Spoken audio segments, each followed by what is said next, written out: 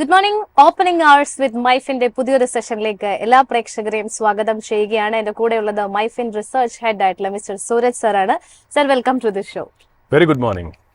ഏതായാലും നമ്മൾ ഓവർനൈറ്റിന്റെ കാര്യങ്ങൾ പരിശോധിക്കുന്ന സമയത്ത് യു എസ് മാർക്കറ്റിൽ ഒരു ക്രാഷ് ആണെന്ന് തന്നെ പറയാം. തീർച്ചയായിട്ടും നമ്മൾ ഡാറ്റ പരിശോധിക്കുന്ന സമയത്ത് ഡൗ ജോൺസ് 2% കൂടുതൽ വീണിരിക്കുന്നു.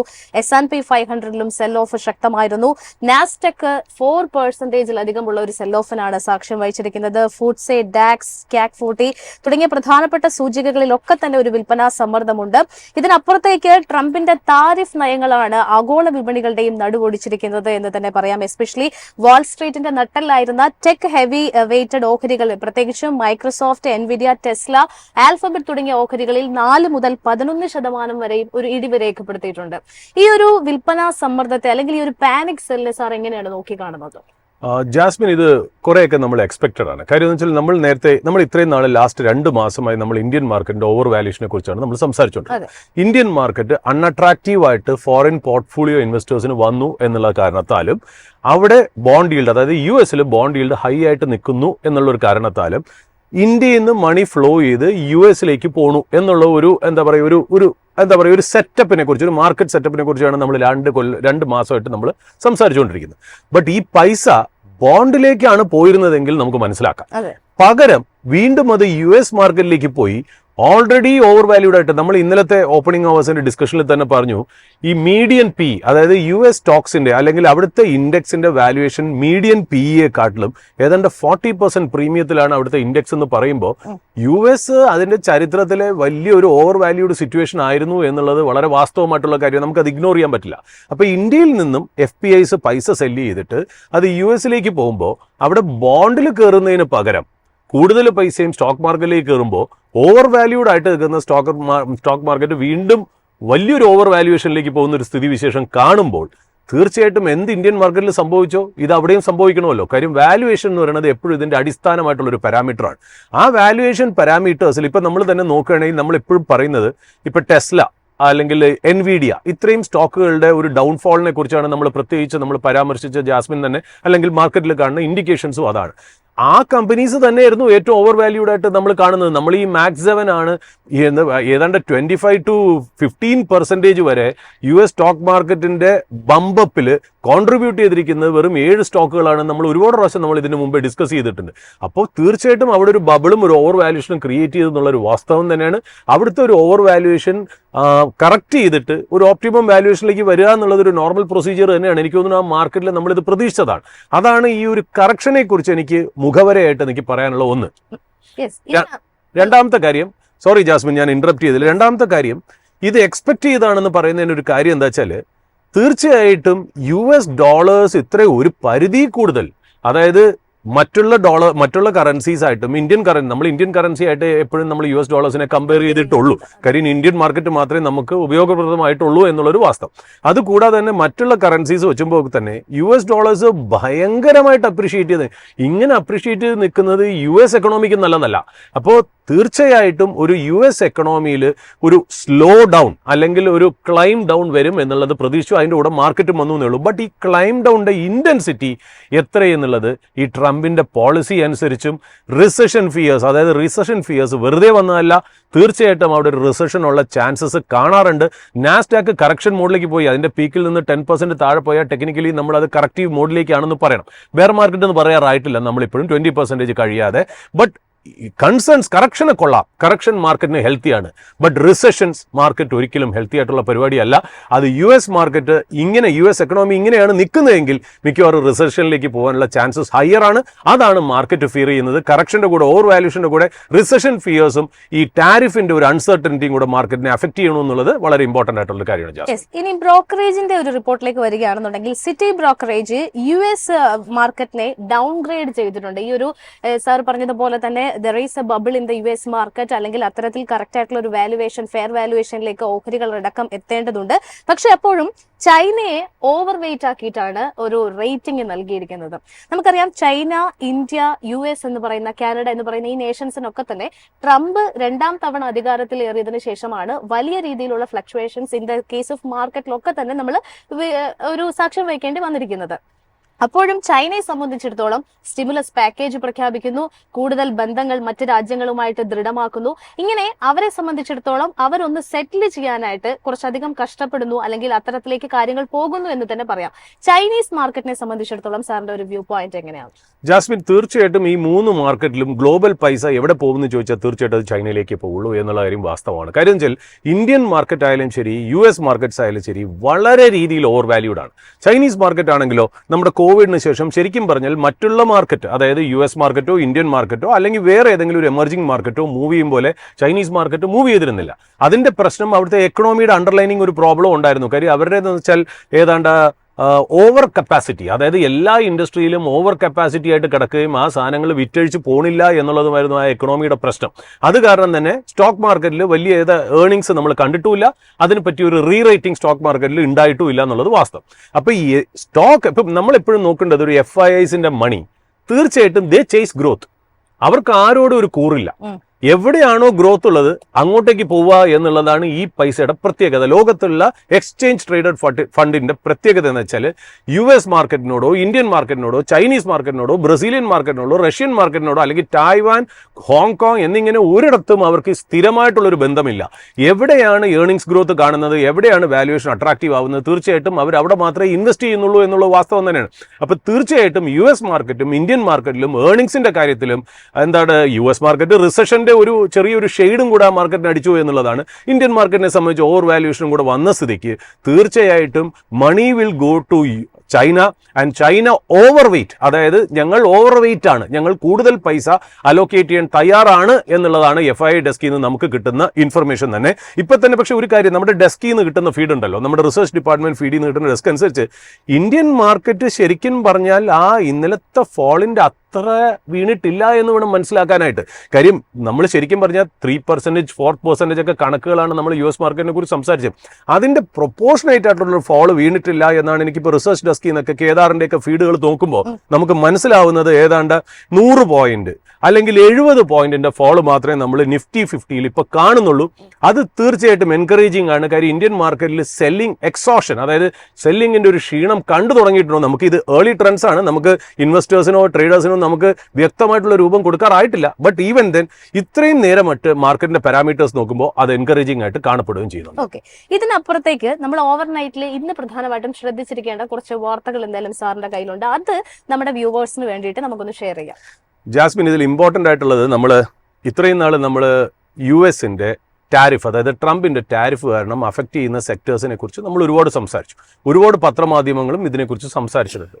നമുക്കറിയാം US മാർക്കറ്റിൽ നമുക്ക് ശരിക്കും പറഞ്ഞാൽ ബാക്കി എന്ത് കാര്യത്തിനും അവർക്കൊരു വേറൊരു കൺട്രിയുടെ സഹായം കിട്ടുമെങ്കിലും ഈ ഫാർമ ഡിവിഷന് ശരിക്കും പറഞ്ഞാൽ അവർക്ക് ഇന്ത്യ ഡിപ്പെൻഡ് ചെയ്തേ പറ്റുള്ളൂ എന്നുള്ളത് വളരെ വാസ്തവമായിട്ടുള്ള ഒരു കാര്യമാണ്. അപ്പോൾ തീർച്ചയായിട്ടും നമ്മൾ പല ഡിസ്കഷൻ ഫോറത്തിലും നമ്മൾ കേൾക്കുന്നതും നമ്മുടെ റിസർച്ച് ഡെസ്കിൽ നിന്ന് തന്നെ നമുക്ക് കിട്ടുന്ന ഫീഡ് അനുസരിച്ച് പറയുകയാണെങ്കിൽ ഒരു സ്ഥലത്തും ഈ പറഞ്ഞ പോലെ ഫാർമയെക്കുറിച്ച് അവരെന്ത് ചെയ്യും എന്നുള്ളൊരു വ്യക്തമായ ധാരണ ആർക്കും അവർ കൊടുത്തിട്ടില്ല എന്നുള്ളതാണ് കാര്യം. US-ൽ ഇങ്ങനെയാണ്, അതായത് US-ൽ ഒരു മോളിക്യൂൾ ഡെവലപ്പ് ചെയ്ത് ഒരു മെഡിസിൻ, ഒരു ടാബ്ലറ്റ്, എന്തെങ്കിലും ഒരു സ്പെഷ്യലൈസ്ഡ് ട്രീറ്റ്മെൻറ്റ്, ഒരു ഓങ്കോളജിക്കാണെന്ന് വിചാരിക്കുക. അവരൊരു മെഡിസിൻ ഉണ്ടാക്കി കഴിഞ്ഞാൽ അതിൻ്റെ പ്രത്യേകത എന്ന് വെച്ചാൽ ആദ്യത്തെ കുറച്ച് നാൾ അതൊരു പേറ്റന്റ് റെജീമിലായിരിക്കും. അതായത് ആ കമ്പനിക്ക് മാത്രമേ ആ മെഡിസിൻ പുറത്തിറക്കാൻ പറ്റുള്ളൂ. അപ്പോൾ അതിൻ്റെ കോസ്റ്റ് എന്ന് പറയുന്നത് $30, $20, $50 എന്നൊക്കെയുള്ള രീതിയിൽ വളരെ കോസ്റ്റ്ലി ആയിട്ടായിരിക്കും ഈ മാർക്കറ്റ് ഈ ടാബ്ലറ്റിന്റെ വില മാർക്കറ്റിൽ. ബട്ട് പേറ്റന്റിന്റെ കാലം കഴിഞ്ഞു കഴിഞ്ഞാൽ ഇത് ജനറിക് ഡ്രഗ് ആയിട്ട് മാറും. ഈ ജനറിക് ഡ്രഗ് ആയിട്ട് മാറിക്കഴിഞ്ഞാൽ അതിന്റെ അർത്ഥം പേറ്റന്റ് ഉണ്ടാക്കിയ കമ്പനിക്ക് മാത്രമല്ല ഏത് ഫാർമ കമ്പനിക്കും ഇത് സെല്ല് ചെയ്യാം. അപ്പോൾ ഇതിന്റെ പ്രൈസ് ഭയങ്കരമായിട്ട് ഇടിയും. ഏതാണ്ട് 50 സെൻസ് 60 സെൻസിനൊക്കെ ഒരു ടാബ്ലറ്റ് കിട്ടും. ആലോചിക്കണം, $40 ഒക്കെ ഉണ്ടായിരുന്ന സാധനമാണ് പേറ്റന്റ് റെജീം കഴിയുമ്പോൾ ജനറിക് ആയിട്ട് ഈ 40 സെൻസും 50 സെൻസിലും കിട്ടുന്നത്. അപ്പോൾ ഈ ജനറിക് ആയിട്ട് മാറുന്നതോടുകൂടി ഇതിന്റെ പ്രൊഡക്ഷൻ വയബിലിറ്റി US-ൽ തീരും. അതിന് ഔട്ട്സോഴ്സ് ചെയ്തിരുന്നത് നമ്മുടെ ഇന്ത്യൻ കമ്പനിക്കാണ്. ഇന്ത്യൻ ഫാർമസ്യൂട്ടിക്കൽ കമ്പനീസ് ഒക്കെ ഈ ടാബ്ലറ്റുകൾ ജനറിക് കാറ്റഗറിയിൽ ഉണ്ടാക്കുന്നതായിട്ടായിരുന്നു. അപ്പോൾ ഇത്രയും ഫാർമ കമ്പനിക്ക് ഒരുപാട് ടാബ്ലറ്റ് ഉണ്ടാക്കുന്നതാണ് കണ്ടിരുന്നത്. ഇത് വേറെ ഒരു രീതിയിലും US-ന് റെപ്ലിക്കേറ്റ് ചെയ്യാൻ പറ്റാത്തൊരു ബിസിനസ് മോഡലാണ്. ഇന്ത്യയുടെ കോസ്റ്റ് അഡ്വാൻറ്റേജും അല്ലെങ്കിൽ ലോ ലേബർ കോസ്റ്റും എല്ലാം ചേർന്നാണ് നമ്മുടെ കേപ്പബിലിറ്റിയും നമ്മുടെ ഡിപ്പെൻഡബിലിറ്റിയും നമ്മുടെ ട്രസ്റ്റഡ് നേഷനാണ്. ഇപ്പോൾ ചൈന പോലെ അല്ല. കെമിക്കൽസിന്റെ കാര്യത്തിൽ നമ്മുടെ ഇവിടുന്ന് പോയ ഒരു കെമിക്കലും ഈ പറഞ്ഞ പോലെ അവിടുത്തെ ഒരു ഡ്രഗ് ഇഷ്യൂ ഉണ്ടാക്കിയിട്ടില്ല. അതേസമയം ചൈന എന്നുള്ളത് അങ്ങനെ ഉണ്ടാക്കിയിട്ടുണ്ട്. അപ്പോൾ ഇന്ത്യൻ ഫാർമയ്ക്ക് അവിടെ ഒരു സ്പെഷ്യൽ സ്റ്റേറ്റസ് ആണ് US കൊടുത്തിരിക്കുക. അതിന്റെ കാര്യം പറഞ്ഞിട്ടില്ല. അപ്പൊ പക്ഷേ അത് പറയുമ്പോൾ തന്നെ ഇന്ത്യൻ മാർക്കറ്റിൽ നിന്ന് ജാസ്മിൻ എൻ്റെ അടുത്ത് ചോദിച്ചാൽ എന്തൊക്കെ ന്യൂസ് ആണ് ഇമ്പോർട്ടൻറ്റ്, ഇതിൻ്റെ ഒരു ബാക്ക്ഗ്രൗണ്ട് ഞാൻ പറയാൻ കാര്യം വെച്ചാൽ ഇന്ന് 2 അക്യൂസിഷനാണ് ഇന്ത്യൻ ഫാർമ സ്പേസിൽ. ഒന്നെന്ന് പറഞ്ഞാൽ നമ്മുടെ സൺ ഫാർമയുടെ ഒരു നാസ്ഡാക്കിൽ ലിസ്റ്റ് ചെയ്ത ഒരു കമ്പനി, അതായത് ചെക്ക് പോയിന്റ് എന്ന് പറഞ്ഞ കമ്പനി ഏതാണ്ട് 3100 ക്രോസിനാണ് അവർ അക്വയർ ചെയ്തേക്കണെന്നുള്ളത്. അത് വളരെ ഇമ്പോർട്ടൻ്റ് ആയിട്ടാണ്. അതായത് നമ്മൾ ടാരിഫിനെ കുറിച്ച് പേടിക്കുന്നു, എല്ലാ ബിസിനസ്സുകളും ഒരു കാലം മുന്നോട്ട് വയ്ക്കാതെ വളരെ ശ്രദ്ധയോടെ അവരുടെ സ്ട്രാറ്റജി മുന്നോട്ട് പോകുമ്പോൾ ഫാർമ കമ്പനി അവിടെ തന്നെ ഉള്ള ഒരു കമ്പനി ഏറ്റെടുത്ത് നമ്മുടെ സൺ ഫാർമ ഫ്രണ്ടിലോട്ട് വെക്കുകയാണ്. അവരുടെ കോൺഫിഡൻസ് ആണ് ഇന്ത്യൻ ഇൻവെസ്റ്റേഴ്സ് ഇതിൽ ശ്രദ്ധിക്കാതെ പോകരുത്. ഇത് 3100 ക്രോസ്, അതായത് ഓൺകോ ഡെർമറ്റോളജി, അതായത് ഡെർമറ്റോളജിയും ഓങ്കോളജിയും ചേർന്ന് വരുന്ന ഒരു ഫീൽഡിൽ ഒരു കമ്പനിയാണ് ഈ ചെക്ക് പോയിന്റ് എന്ന് പറയുന്നത്. ഏതാണ്ട് നാസ്ഡാക്കിൽ ഇപ്പോൾ മാർച്ച് 7 ക്ലോസ് ചെയ്യുന്ന, അതായത് ഇന്നലെ ക്ലോസ് ചെയ്ത പ്രൈസിങ്ങിൻ്റെ 66% പ്രീമിയത്തിലാണ് സൺഫാർമ മേടിക്കുന്നത് എന്നുള്ളത്. അപ്പോൾ എന്തൊരു അട്രാക്റ്റീവ് വാല്യുവേഷനിലാണ് അവർ മേടിക്കുന്നതെന്ന് ആലോചിച്ച് നോക്കൂ. ഏതാണ്ട് ഈ കമ്പനിക്ക് പേറ്റന്റ് 2038 വരെയുണ്ട്. അതായത് ഇനിയും 13 കൊല്ലം പേറ്റന്റ് നിലനിൽക്കുന്ന മെഡിസിൻസ് അല്ലെങ്കിൽ ടാബ്ലറ്റ് ഉള്ള കമ്പനിയാണ്, ഈ ചെക്ക് പോയിന്റിനെയാണ് ഈ പറഞ്ഞ പോലെ സൺ ഫാർമ കയറി മേടിച്ചു എന്നുള്ളത് മനസ്സിലാക്കുന്നത്. അതായത് ഏതാണ്ട് $1 ബില്യൺ വർത്ത് ഒരു കൊല്ലം ഈ ഡ്രഗിൽ നിന്ന് കിട്ടും എന്നുള്ളതാണ്. ഒരു 15% 20% മാർക്കറ്റ് ഷെയർ ഈ കമ്പനിയുടെ ഡ്രഗ് എടുക്കുകയാണെങ്കിൽ, US മാർക്കറ്റിൽ എടുക്കുകയാണെങ്കിൽ ഏതാണ്ട് $1 ബില്യൺ, അതായത് ആപ്പാടെ ചെലവാക്കിയത് 3100 കോടിയാണ്. അപ്പൊ ഏതാണ്ട് 10-12,000 കോടിക്കുള്ള ഒരു ഓപ്പർച്യൂണിറ്റി തന്നെ സൺ ഫാർമ അവിടെ ഐഡന്റിഫൈ ചെയ്തു എന്നുള്ളത് വളരെ ഇമ്പോർട്ടന്റ് ആയിട്ടുള്ള ഒരു കാര്യമാണ്. ഈ സൺ ഫാർമ കുറെ അക്യൂസിഷൻസ് ആയി നടക്കുന്നു ഇന്ത്യൻ മാർക്കറ്റിൽ 2014 മുതൽ. ഇതിന്റെ കൂടെ ഒരു കാര്യം കൂടെ ഞാൻ ചേർത്ത് പറയേണ്ടതുണ്ട്. സിൻജീനും, അതായത് നമ്മുടെ ബയോകോണിന്റെ ഒരു ആമാണ്, അത് സബ്സിഡറിയാണ്. ആ സിൻജീൻ നമ്മുടെ ഇന്ത്യൻ മാർക്കറ്റിൽ ലിസ്റ്റഡ് ആണ്. ഈ സിൻജീനും ഇന്നലെ എമർജന്റ് എന്ന് പറഞ്ഞൊരു കമ്പനിയെ മേടിച്ചു.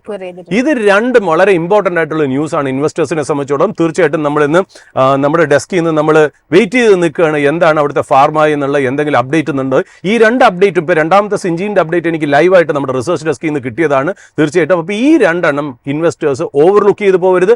ഇന്ത്യൻ ഫാർമയുടെ ഓപ്പർച്യൂണിറ്റിയാണ് അത് ഇൻഡയറക്ട്ലി അത് കാണിക്കുന്നതെന്ന് മനസ്സിലാക്കുക. സാർ, നമുക്ക് ബാക്കി ഡേറ്റകളിലേക്ക് വരാം. അതിനു മുൻപ് ഇപ്പോൾ തീർച്ചയായിട്ടും നമുക്ക് മാർക്കറ്റിന്റെ ഒരു ഔട്ട്ലുക്ക് കൂടി പരിശോധിക്കേണ്ടതുണ്ട്. ടെക്നിക്കൽ ആസ്പെക്ട്സിലേക്ക് കടക്കേണ്ടതുണ്ട്. അതിനായിട്ട് റിസർച്ച് ഡെസ്കിൽ നിന്ന് ആനന്ദാണ് ചേരുന്നത്. Anand, good morning and welcome to the show. Good morning Jasmine. എന്തായാലും മാർക്കറ്റിലേക്ക് നോക്കുന്ന സമയത്ത് തുടക്കഘട്ടത്തിൽ 150-ലധികം പോയിന്റുകളുടെ ഒരു ഇടിവ് രേഖപ്പെടുത്തിയിട്ടുണ്ടായിരുന്നു. ഇന്നലത്തെ ക്ലോസിംഗിൽ നിന്ന് നോക്കുന്ന സമയത്ത് ഇപ്പോൾ 22,365 എന്നുള്ള ഒരു നിലവാരത്തിലാണ് നിഫ്റ്റി 50 ട്രേഡ് ചെയ്യുന്നത്. ബാങ്ക് നിഫ്റ്റിയിലും സെൽ ഓഫ് ഉണ്ട്. 340 പോയിന്റുകളിലധികം ഒരു ഇടിവാണ് കാണാൻ സാധിക്കുന്നത്. എങ്ങനെയാണ് ഇന്നത്തെ ഒരു മാർക്കറ്റിന്റെ ഒരു ഔട്ട്ലുക്ക്? ജാസ്മിൻ, നമ്മൾ നിഫ്റ്റിയിലേക്ക് നോക്കുകയാണെങ്കിൽ നിഫ്റ്റി ലാസ്റ്റ് ഒരു മാർച്ച് 4 തൊട്ട് ഏകദേശം മാർച്ച് 10 വരെ നിഫ്റ്റി ഏകദേശം ഒരു 3.29% ഒരു മുന്നേറ്റമാണ് നിഫ്റ്റി കാഴ്ചവെച്ചത്. ആൻഡ് ആഫ്റ്റർ ദാറ്റ് നിഫ്റ്റി നല്ലൊരു സെൽ ഓഫും കൂടി നമുക്ക് കാണാൻ കഴിഞ്ഞു. അതായത് ഏകദേശം സെൽ ഓഫ് നമ്മൾ നോക്കുകയാണെങ്കിൽ മേജർ റെസിസ്റ്റൻസ് പോയിന്റിൽ നിന്ന്, അതായത് 22,600-ന്റെയും 22,700-ന്റെയും ആ ഒരു മേജർ റെസിസ്റ്റൻസ് പോയിന്റിൽ നിന്ന് ഏകദേശം 1.45% ഒരു ഇടിവാണ് നിഫ്റ്റി ഒരു നല്ലൊരു സെൽ ഓഫ് നമുക്ക് നിഫ്റ്റിയിൽ കാണാൻ സാധിച്ചത്. ആൻഡ് കറണ്ട് സിറ്റുവേഷൻ നോക്കുകയാണെങ്കിൽ നിഫ്റ്റി നല്ലൊരു ഗ്യാപ്പ് ഡൗൺ തന്നിട്ട് നല്ലൊരു മൈനർ ബുള്ളിഷ്നെസ് നമുക്ക് നിഫ്റ്റിയിൽ കാണാൻ സാധിക്കുന്നുണ്ട്. ഇൻട്രസ്റ്റിംഗ് ഫാക്ട് ഈസ് ഇന്നലെ നടന്ന ആ ഒരു ലാസ്റ്റ് 4-5 ഡേയ്സിൽ നടന്ന ആ ഒരു ബുള്ളിഷ്നെസിന്റെ ഏകദേശം ഒരു 50% സെൽ ഓഫ് ആണ് നിലവിൽ നടന്നു കഴിഞ്ഞിരിക്കുന്നത്. ആൻഡ് ടെക്നിക്കൽ സൈഡിലേക്ക് നോക്കുകയാണെങ്കിൽ ഒരു വീക്ക് സെൽ ഓഫ് എന്ന് തന്നെ പറയാം. ആൻഡ് ജസ്റ്റ് മാർക്കറ്റ് ഒരു മൈനർ പുൾ ബാക്ക് മാർക്കറ്റ് എടുക്കുകയാണെന്നും കൂടി നമുക്ക് പറയാൻ പറ്റും. ആൻഡ് നിഫ്റ്റിയിലെ ഓപ്ഷൻ ചെയിനിലേക്ക് നോക്കുകയാണെങ്കിൽ നിലവിൽ കോൾ റൈറ്റേഴ്സും പുട്ട് റൈറ്റേഴ്സും ഏകദേശം ഒരു ന്യൂട്രൽ സ്റ്റാൻസ് ആണ് കീപ്പ് ചെയ്യുന്നത്. അതായത് ഒരു PCR നോക്കുകയാണെങ്കിൽ ഏകദേശം 0.82 ആണ് പുട്ട് കോൾ റേഷ്യോ വന്നേക്കുന്നത്. ആൻഡ് നിഫ്റ്റിയുടെ ടെക്നിക്കൽ സൈഡിലേക്ക് നോക്കുകയാണെങ്കിൽ നിലവിൽ മാർക്കറ്റിൽ ഒരു വളരെ നല്ല സപ്പോർട്ട് കാണാൻ സാധിക്കുന്നത് 22,000 എന്ന് പറഞ്ഞ ലെവലിലാണ് നിഫ്റ്റിയിൽ നമുക്ക് സപ്പോർട്ട് കാണാൻ സാധിക്കുന്നത്. ആൻഡ് ഒരു ഷോർട്ട് ടേം സപ്പോർട്ട് വീണ്ടും കാണാൻ സാധിക്കും 22,280 ആൻഡ് 320 ഈ ഒരു റേഞ്ചിൻ്റെ ഇടയിൽ നമുക്ക് നല്ലൊരു സപ്പോർട്ട് കാണാൻ സാധിക്കുന്നുണ്ട്. ആൻഡ് റെസിസ്റ്റൻസ് ആയിട്ട് നോക്കുകയാണെങ്കിൽ പ്രീവിയസ് ഡേ ഹൈ തന്നെയാണ് നിലവിൽ റെസിസ്റ്റൻസ് ആയിട്ട് കാണാൻ സാധിക്കുന്നത്. അതായത് 22,677-ന്റെയും ഒരു 22,713-ന്റെയും ആ ഒരു റേഞ്ച് നമുക്കൊരു വളരെ സ്ട്രോങ് റെസിസ്റ്റൻസ് ആയിട്ട് നിഫ്റ്റിയിൽ കാണാൻ സാധിക്കും. ജാസ്മിൻ, യെസ്, അതോടൊപ്പം ആനന്ദ്, ഇനി നമുക്ക് നിഫ്റ്റിയെ സംബന്ധിച്ചിടത്തോളം ടെക്നിക്കൽ ആസ്പെക്ട്സ് ക്ലിയർ ആണ്. ഏതായാലും ഇനി ഫണ്ടമെന്റൽ കാര്യങ്ങളിലേക്ക് പോവുകയാണ്. ഞാൻ സൂരജ് സാറിലേക്ക് തന്നെ പോകുന്നു. സൂരജ് സാർ, ഇന്ന് സാർ നേരത്തെ സൂചിപ്പിച്ചതുപോലെ തന്നെ ആ ഒരു സെൽ ഓഫിന്റെ ഒരു ഇന്റൻസിറ്റി ഒരു അല്പം കുറഞ്ഞിട്ടുണ്ട് എന്ന് കാണാൻ സാധിക്കുന്നുണ്ട്. നിലവിൽ 22,373 എന്നുള്ള ഒരു നിലവാരത്തിലാണ് ട്രേഡ് ചെയ്യുന്നത്. ഈ ഇന്ത്യൻ മാർക്കറ്റിനെ സംബന്ധിച്ചിടത്തോളം ഒരുപാട് കറക്ഷന് സാക്ഷ്യം വഹിച്ചു എന്ന് നമുക്ക് പറയാൻ സാധിക്കില്ല. ആ ഒരു ഫെയർ വാല്യുവേഷനിലേക്ക് എത്തി എന്ന് തന്നെ പറയാം. നിലവിൽ ഒരു ഇൻവെസ്റ്റർ അല്ലെങ്കിൽ ട്രേഡർ സ്വീകരിക്കേണ്ട ഒരു സ്റ്റാൻസ് എന്താണ്? ഇപ്പോഴും ഇന്ത്യൻ മാർക്കറ്റിനെ സംബന്ധിച്ച് നമുക്ക് കോൺക്രീറ്റ് ആയിട്ട് ഒരു മാർക്കറ്റിന്റെ കറക്ഷന്റെ ലെഗ് കഴിഞ്ഞോന്നോ അല്ലെങ്കിൽ ഒരു ട്രെൻഡ് റിവേഴ്സൽ നടന്നോന്നോ നമുക്ക് പറയാൻ മാത്രമുള്ള ഇൻഡിക്കേറ്റേഴ്സ് ടെക്നിക്കലിയും ഫണ്ടമെന്റലിയും നമുക്ക് കിട്ടിയിട്ടില്ല എന്നുള്ളത് വാസ്തവം തന്നെയാണ്. അപ്പോൾ ഒരു വെയിറ്റ് ആൻഡ് വാച്ച് മോഡ് ആയിരിക്കണം ഇൻവെസ്റ്റേഴ്സ് പൊതുവേ. ബട്ട് ഒരു കാര്യം നമുക്ക് വളരെ ക്ലിയർ ആയിട്ട് പറയാൻ പറ്റും, പല സ്റ്റോക്സും ഇപ്പോൾ നമ്മൾ ഇൻഡെക്സ് ലെവൽ മാറ്റി വയ്ക്കുക. ഇൻഡെക്സ് എന്ന് പറയുന്നത് നമ്മൾ എപ്പോഴും പറയാറുള്ളത്, നമ്മൾ കൊച്ചി എന്ന് പറയുന്ന സ്ഥലത്ത് ഒരു സ്ഥലം മേടിക്കുന്നെങ്കിൽ ആ സ്ഥലത്തിന് വാല്യൂ ഫോർ മണി ഉണ്ടോ എന്ന് നോക്കിയാൽ മതി. അല്ലാണ്ട് എൻ്റയർ കൊച്ചിൻ റിയൽ എസ്റ്റേറ്റിനെ കുറിച്ച് നമ്മൾ വെറിയേണ്ട കാര്യമില്ല എന്ന് പറയും പോലെ നിഫ്റ്റി 50യെ കുറിച്ചോ അല്ലെങ്കിൽ ബാങ്ക് ഇൻഡെക്സിനെ കുറിച്ചോ അല്ല നമ്മളിപ്പോൾ നോക്കേണ്ടത്. നമ്മൾ മേടിക്കാൻ ഉദ്ദേശിക്കുന്ന ഹൈ ക്വാളിറ്റി ബിസിനസ്സുകളുടെ സ്റ്റോക്കുകൾ അട്രാക്റ്റീവ് വാല്യുവേഷനിലാണോ എന്നുള്ളത് മാത്രം നമ്മൾ ശ്രദ്ധിച്ച് മുന്നോട്ട് പോവുക. ഈ ലെവലിൽ നിന്നും തീർച്ചയായിട്ടും ഇവിടുന്ന് കറക്ഷൻ ഇനി ഒരു 5% വരുമോ 10% വരുമോ, പഴയ ലോ ബ്രേക്ക് ചെയ്യോ, ഇതൊന്നും നമുക്കറിയില്ലെങ്കിലും പല സ്റ്റോക്സും ഈ ലെവലിൽ നിന്നും മേടിച്ചാൽ അടുത്ത 2 കൊല്ലം 3 കൊല്ലത്തിനുള്ളിൽ ഇൻവെസ്റ്റർ നല്ലൊരു പൈസ ഉണ്ടാക്കാം, വെൽത്ത് ക്രിയേറ്റ് ചെയ്യാം എന്നുള്ള കാര്യത്തിൽ നിസ്സംശയമാണ്. എല്ലാത്തിലൊന്നുമല്ല, നിങ്ങൾ സെക്ടർ ബേസ്ഡ് ആയിട്ട് ഒരു ഇൻവെസ്റ്റർ ആലോചിക്കരുത്. ഇൻഡിവിജ്വൽ ബിസിനസ്സിനെയും അതിന്റെ ഗ്രോത്ത് ഓപ്പർച്യൂണിറ്റിയും നോക്കുക. ബട്ട് ജാസ്മിൻ, ഒരു കാര്യം കൂടെ പറഞ്ഞോട്ടെ, നമ്മുടെ ഡെസ്കിൽ നിന്ന് ലൈവ് ഫീഡ് വരുന്നതനുസരിച്ച് റമീസിന്റെ ഒക്കെ ഫീഡ് അനുസരിച്ചിട്ടാണെങ്കിൽ നമുക്ക് തീർച്ചയായിട്ടും ഒരു വറിയിങ് ആയിട്ടുള്ള ഒരു ഫാക്ടർ ഇതിനകത്തുണ്ട്. അത് വറിയിങ് ആണെന്ന് പറയാൻ പറ്റിയിട്ടില്ല. നമ്മൾ ഇന്നലെയും ജാസ്മിൻ ലൈവിൽ റിപ്പോർട്ട് ചെയ്തിരുന്നു ഇൻഡസിൻ ബാങ്കിന്റെ കറക്ഷൻ. ഇൻഡസിൻ ബാങ്ക് 10%, ഇന്നിപ്പോ ഏതാണ്ട് നമുക്ക് മനസ്സിലാവുന്നത് ഏതാണ്ട് 20% ഡൗൺ ആണ് ഇൻഡസിൻ ബാങ്ക് എന്നുണ്ട്. ഇൻഡസിൻ ബാങ്ക് എന്ന് പറയുന്നത് ഒരു ചില്ലറ ബാങ്ക് അല്ല. ഈ പറയുന്ന പോലെ ഇന്ത്യൻ ബാങ്കിങ് ഇൻഡെക്സിലെ ഒരു മേജർ കമ്പോണന്റ് ആണ്. ഓഫ് കോഴ്സ് അത് ലാർജർ കമ്പനി ഒന്നും അല്ല. നമ്മൾ ഈ പറയുമ്പോൾ SBIയുടെയോ HDFCയുടെയോ ICICിയുടെയോ അല്ലെങ്കിൽ ആക്സിസ് ബാങ്കിന്റെ വെയിറ്റേജ് ഒന്നും അതിനകത്ത് ബാങ്ക് ഓഫ് ബറോഡയൊന്നും ഇല്ലെങ്കിൽ പോലും തീർച്ചയായിട്ടും ഇൻഡസിൻ ബാങ്കിന്റെ ഒരു വറിയിങ് ആയിട്ടുള്ള ഒരു കൺസെപ്റ്റ് ആണ്. അതിന്റെ ഡിസ്ക്രിപ്പൻസി നമ്മൾ ഇന്നലെ നോട്ട് ചെയ്ത് പറഞ്ഞിരുന്നു. അതായത് അവരുടെ നെറ്റ്വർത്തിനെ അഫക്ട് ചെയ്യുന്ന ട്രേഡ് April 1 മുതൽ ഈ ട്രേഡ് നടത്താൻ പാടില്ല. അതാണ് RBI റെഗുലേഷൻ. ബട്ട് ഇതുവരെ നടന്ന ഒരു ട്രേഡ് ഉണ്ട്. അതായത് അവരുടെ ബാലൻസ് ഷീറ്റിന് ഒരു ഡിപ്പാർട്ട്മെന്റ് ഉണ്ട് ബാങ്കുകൾക്ക്. അവരെന്താ ചെയ്യണമെന്ന് വെച്ചാൽ, നമുക്ക് ഒരുപാട് ഫോറിൻ എക്സ്ചേഞ്ച് റിലേറ്റഡ് ട്രാൻസാക്ഷൻ ഒരു ബാങ്കിന് വരും. അത് സെറ്റിൽ ചെയ്യാൻ വേണ്ടി ഒരു ഹെഡ്ജിങ് പ്രോസസ് ചെയ്യും. അങ്ങനെ ഒരു ട്രേഡ് ബുക്ക് ബാങ്കുകൾക്ക് ഉണ്ട്. ആ ട്രേഡ് ബുക്കിൽ അവരുടേതായ ഒരു ഇന്റേണൽ സർവേയിൽ അവർ മനസ്സിലാക്കിയിരിക്കുന്നത് വെച്ചാൽ ഇവർക്കൊരു ബുക്ക് ലോസ് വന്നിട്ടുണ്ട്. അത് ഏതാണ്ട് 1500 കോടിയോളം രൂപയാണ്. അത് അവരുടെ ടോട്ടൽ നെറ്റ്വർത്തിന്റെ 2-3%. അപ്പൊ ഇവർ ആദ്യം ഒരു ഇന്റേണലി, അതായത് April 1 മുതൽ ഈ ട്രേഡ്സ് ഒക്കെ നിർത്തേണ്ടതാണല്ലോ RBIയുടെ റെഗുലേഷൻ വെച്ച്. അതിനു മുമ്പ് ഇന്റേണലി നമുക്ക് ഈ ട്രേഡ് ബുക്കിൽ എന്തെങ്കിലും ലോസസ് ഉണ്ടോ ഗെയിൻസ് ഉണ്ടോ എന്ന് അറിയാൻ വേണ്ടി അവർ ഇന്റേണൽ ഒരു സർവേ നടത്തി ഒരു ചെക്ക് പോയിന്റ് നോക്കിയപ്പോഴാണ് അവർക്ക് മനസ്സിലായത് ഇങ്ങനെ ഒരു ട്രേഡ് അവർക്ക് സംഭവിച്ചിട്ടുണ്ട്. അതിൽ 1500 കോടി ലോസ് ഉണ്ടെന്നുള്ളത്. ടോട്ടൽ ബാങ്കിന്റെ നെറ്റ്വർത്ത് എന്ന് പറഞ്ഞാൽ 65,000 കോടിയാണ്. അപ്പൊ 65,000 കോടി വെച്ച് നോക്കുമ്പോൾ ഏതാണ്ട് 2.5% ഈ ട്രേഡിൽ നിന്ന് തന്നെ പോയി എന്നുള്ളതാണ് മനസ്സിലാക്കിയിട്ടുള്ളത്. അവരത് സബ്സ്റ്റാൻഷിയേറ്റ് ചെയ്യാൻ വേണ്ടി അല്ലെങ്കിൽ റീഇൻഫോഴ്സ് ചെയ്യാൻ വേണ്ടിയിട്ട് അവർ എക്സ്റ്റേണൽ ഏജൻസിയെ വെച്ച് നടത്തിയപ്പോഴും അങ്ങനെ ഒരു പ്രോബ്ലം ഉണ്ട്. RBI വളരെ ക്ലോസ്ലി ഈ ഇഷ്യൂ മോണിറ്റർ ചെയ്യാണ്. അതിന്റെ ഇടയ്ക്ക് ഷെയറിൽ നല്ല രീതിയിൽ ഒരു ഒരു കറക്ഷൻ അതിനകത്താണ്. ഇന്ന് 20% വോളിയം ഹൈ ആണെന്നാണ് എനിക്ക് നമ്മുടെ റിസർച്ച് ഡെസ്കിൽ നിന്ന് കിട്ടുന്ന ഫീഡുകൾ മനസ്സിലാവുന്നത്. ഇത് ഇത്തിരി ഡേഞ്ചറസ് ആയിട്ടുള്ള സിറ്റുവേഷൻ ആണ്. ഇനി ഇതായിരുന്നു ഇന്ത്യൻ മാർക്കറ്റ് ഡിസ്കൗണ്ട് ചെയ്തിരുന്നതെന്ന് നമുക്ക് അറിയില്ല. അതായത് there is enough skeletons in the cupboard എന്നുള്ളതാണ് നമുക്ക് മനസ്സിലാക്കേണ്ടത്. അതായത് ഇൻഡസിൻ ബാങ്കോട് കൂടി ഈ പ്രശ്നം തീർന്നോ? ഇത് വേറെ ഏതെങ്കിലും ബാങ്കുകളിലുണ്ടോ? പ്രൈവറ്റ് ബാങ്കുകളിലുണ്ടോ? PSU ബാങ്കിൽ വരാനുള്ള ചാൻസസ് വളരെ കുറവാണ്. ഇന്ന് തന്നെ നമ്മൾ നോക്കുകയാണെങ്കിൽ PSU കമ്പനീസിന് ഒരു ഗെയിനിങ് ഡിപ്പാർട്ട്മെന്റ് നമുക്കിപ്പോൾ കിട്ടുന്നത്, നിഖിലിന്റെ ഒക്കെ ഒരു ഫീഡ് ഞാനിപ്പോൾ നോക്കുമ്പോൾ മനസ്സിലാവുന്നത് ICICI ബാങ്ക് ഇന്ന് അപ്പാണ്, നിയർലി 2%. ഇൻഡസിൻ ബാങ്ക് ഇപ്പോൾ സൈഡിൽ 20% ഡൗൺ ആണ്. അപ്പൊ ഇൻവെസ്റ്റേഴ്സ് ഇവിടെയും മനസ്സിലാക്കേണ്ട ഒരു കാര്യം, ബാങ്ക് ഇൻഡെക്സ് അല്ല നമ്മൾ നോക്കുന്നത്, ഇൻഡിവിജ്വൽ സ്റ്റോക്സിന്റെ ക്രെഡിബിലിറ്റി എന്നുള്ളത്. അപ്പൊ ഇത് രണ്ടും മനസ്സിൽ വെച്ചിട്ട് വേണം ട്രേഡേഴ്സ് അല്ലെങ്കിൽ ഇൻവെസ്റ്റേഴ്സ് ഇന്ത്യൻ മാർക്കറ്റിൽ മുന്നോട്ട് പോകാൻ. അതിലേക്ക് തന്നെയാണ് സർ ഞാൻ പോകുന്നത്. ഏതായാലും ആനന്ദ്, ഞാൻ തിരികെ എത്തുകയാണ്. 47,803 എന്നുള്ള ഒരു നിലവാരത്തിലാണ് നിഫ്റ്റിയുടെ ബാങ്ക് ഇൻഡെക്സ് ട്രേഡ് ചെയ്യുന്നത്. ഇപ്പൊ പറഞ്ഞതുപോലെ തന്നെ ഓൾമോസ്റ്റ് ഇൻഡസിൻ ബാങ്ക് തന്നെ 20% കൂടുതൽ ഒരു ഇടിവ് രേഖപ്പെടുത്തിയിട്ടുണ്ട്. പ്രധാനപ്പെട്ട ഓഹരികളിലൊക്കെ തന്നെ ആ ഒരു സെല്ലിംഗ് പ്രഷർ നമുക്ക് കാണാനും സാധിക്കുന്നുണ്ട്. ഇൻഡസിൻ ബാങ്കിനെ സംബന്ധിച്ചിടത്തോളം അതിന്റെ ഒരു പീക്കിൽ നിന്ന് ഏതാണ്ട് ഓഹരി വില പകുതിയായിട്ടാണ് കുറഞ്ഞിരിക്കുന്നത്. ഇൻഡസിൻ ബാങ്കിന്റെ ഒരു ടെക്നിക്കൽ സൈഡ് എങ്ങനെയാണ്? യെസ് ജാസ്മിൻ, ഇൻഡസിൻ ബാങ്കിലേക്ക് നോക്കുകയാണെങ്കിൽ ഇൻഡസിൻ ബാങ്ക് ലാസ്റ്റ് 3 ദിവസം കൊണ്ട് മാത്രം ഇൻഡസിൻ ബാങ്ക് ഏകദേശം ഒരു 25% വളരെ സ്ട്രോങ് സെൽ ഓഫ് ആണ് ഇൻഡസിൻ ബാങ്കിൽ നമുക്ക് നിലവിൽ കാണാൻ സാധിക്കുന്നത്. ആൻഡ് അതൊരു ന്യൂസ് ബേസ്ഡ് മൂവ്മെന്റ് ആയതുകൊണ്ട് തന്നെ ഈ ഒരു സാഹചര്യത്തിൽ നമുക്ക് നിലവിൽ ടെക്നിക്കൽസ് അല്ലെങ്കിൽ നമ്മൾ പറയുന്ന സപ്പോർട്ട് ആൻഡ് റെസിസ്റ്റൻസ് അത് വർക്ക് ചെയ്യുന്ന പ്രോബബിലിറ്റി വളരെയധികം കുറവായിരിക്കും. ആൻഡ് ബട്ട് സ്റ്റിൽ ടെക്നിക്കൽ സൈഡിലേക്ക് നോക്കുകയാണെങ്കിൽ നിലവിൽ ഇൻഡസ്ഇൻഡ് ബാങ്ക് ഉള്ളത് അതിന്റെ തന്നെ ഒരു മേജർ ആയിട്ടുള്ള ഒരു വീക്ക്ലി സപ്പോർട്ട് സോണിലാണ് നിലവിൽ ഇൻഡസ്ഇൻഡ് ബാങ്ക് ഉള്ളത്. നോക്കുകയാണെങ്കിൽ അറൌണ്ട് ഒരു 750 to 790 റേഞ്ചിലുള്ള ഒരു വളരെ സ്ട്രോങ് ആയിട്ടുള്ള ഒരു സപ്പോർട്ട് റേഞ്ചിലാണ് നിലവിൽ ഇൻഡസ്ഇൻഡ് ബാങ്ക് ഉള്ളത്. ആൻഡ് നോക്കുകയാണെങ്കിൽ ആ ഒരു സപ്പോർട്ട് റേഞ്ചിൽ തന്നെ മൾട്ടിപ്പിൾ ടൈംസ് നമുക്ക് നല്ല രീതിക്കുള്ള ഒരു സ്ട്രോങ് ബൈയിങ് നമുക്ക് ഇൻഡസ്ഇൻഡ് ബാങ്കിൽ കാണാൻ സാധിക്കുന്നുണ്ട്. ആൻഡ് ഈ ഒരു സെൽ ഓഫിന്റെ വോളിയം ഒന്ന് ചെക്ക് ചെയ്യുകയാണെങ്കിൽ വോളിയത്തിൽ ഒരു സ്പൈക്ക് എന്ന രീതിക്കൊന്നും നമുക്ക് കാണാൻ സാധിക്കുന്നില്ല. ഒരു മേജർ സ്പൈക്ക് ഉള്ള ഒരു ദിവസം എന്ന് പറയുന്നത് 28 ഫെബ്രുവരിയാണ് നിലവിൽ വളരെയധികം ഒരു സ്ട്രോങ് സ്പൈക്ക് നമുക്ക് ഇൻഡസ്ഇൻഡ് ബാങ്കിൽ കാണാൻ സാധിക്കുന്നത്. ആൻഡ് നിലവിൽ ഒരു ലെവൽ സപ്പോർട്ട് സോൺ ആയിട്ട് പറയുന്നത് 750 rupees ആണ്. ആൻഡ് ആ ഒരു സപ്പോർട്ട് ബ്രേക്ക് ചെയ്യുകയാണെങ്കിൽ നമുക്ക് നെക്സ്റ്റ് ഒരു സപ്പോർട്ട് സോൺ ആയിട്ട് കാണാൻ സാധിക്കുന്ന 568 ആൻഡ് നെക്സ്റ്റ് സപ്പോർട്ട് സോൺ ആയിട്ട് കാണാൻ സാധിക്കുന്ന അറൌണ്ട് 330 rupees ജാസ്മിൻ.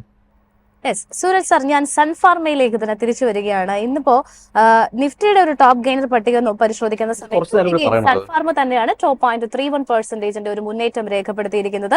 ഈ സ്റ്റോക്ക് ഓപ്പൺ ചെയ്തിരിക്കുന്നത് 1652 എന്നുള്ള ഒരു നിലവിൽ നിന്നും ആ ഒരു ഹൈ ഇപ്പോഴും മെയിൻറ്റെയിൻ ചെയ്യാനായിട്ട് സ്റ്റോക്കിന് സാധിക്കുന്നുണ്ട്. തീർച്ചയായിട്ടും ആ ഒരു US based check point company acquire ചെയ്തതിന്റെ ഒരു റിഫ്ലക്ഷൻസ് ഇന്ന് നമുക്ക് സ്റ്റോക്ക് മാർക്കറ്റിലും കാണാൻ സാധിക്കുന്നുണ്ട്. അതിന്റെ ടെക്നിക്കൽ സൈഡുമായിട്ട് ആനന്ദ് ജോയിൻ ചെയ്യും. അതിനു മുൻപ് നമുക്ക് സൺഫാർമ എന്ന് പറയുന്ന സ്റ്റോക്കിനെ ഫണ്ടമെന്റലി സാർ എങ്ങനെയാണ് നോക്കുന്നത്?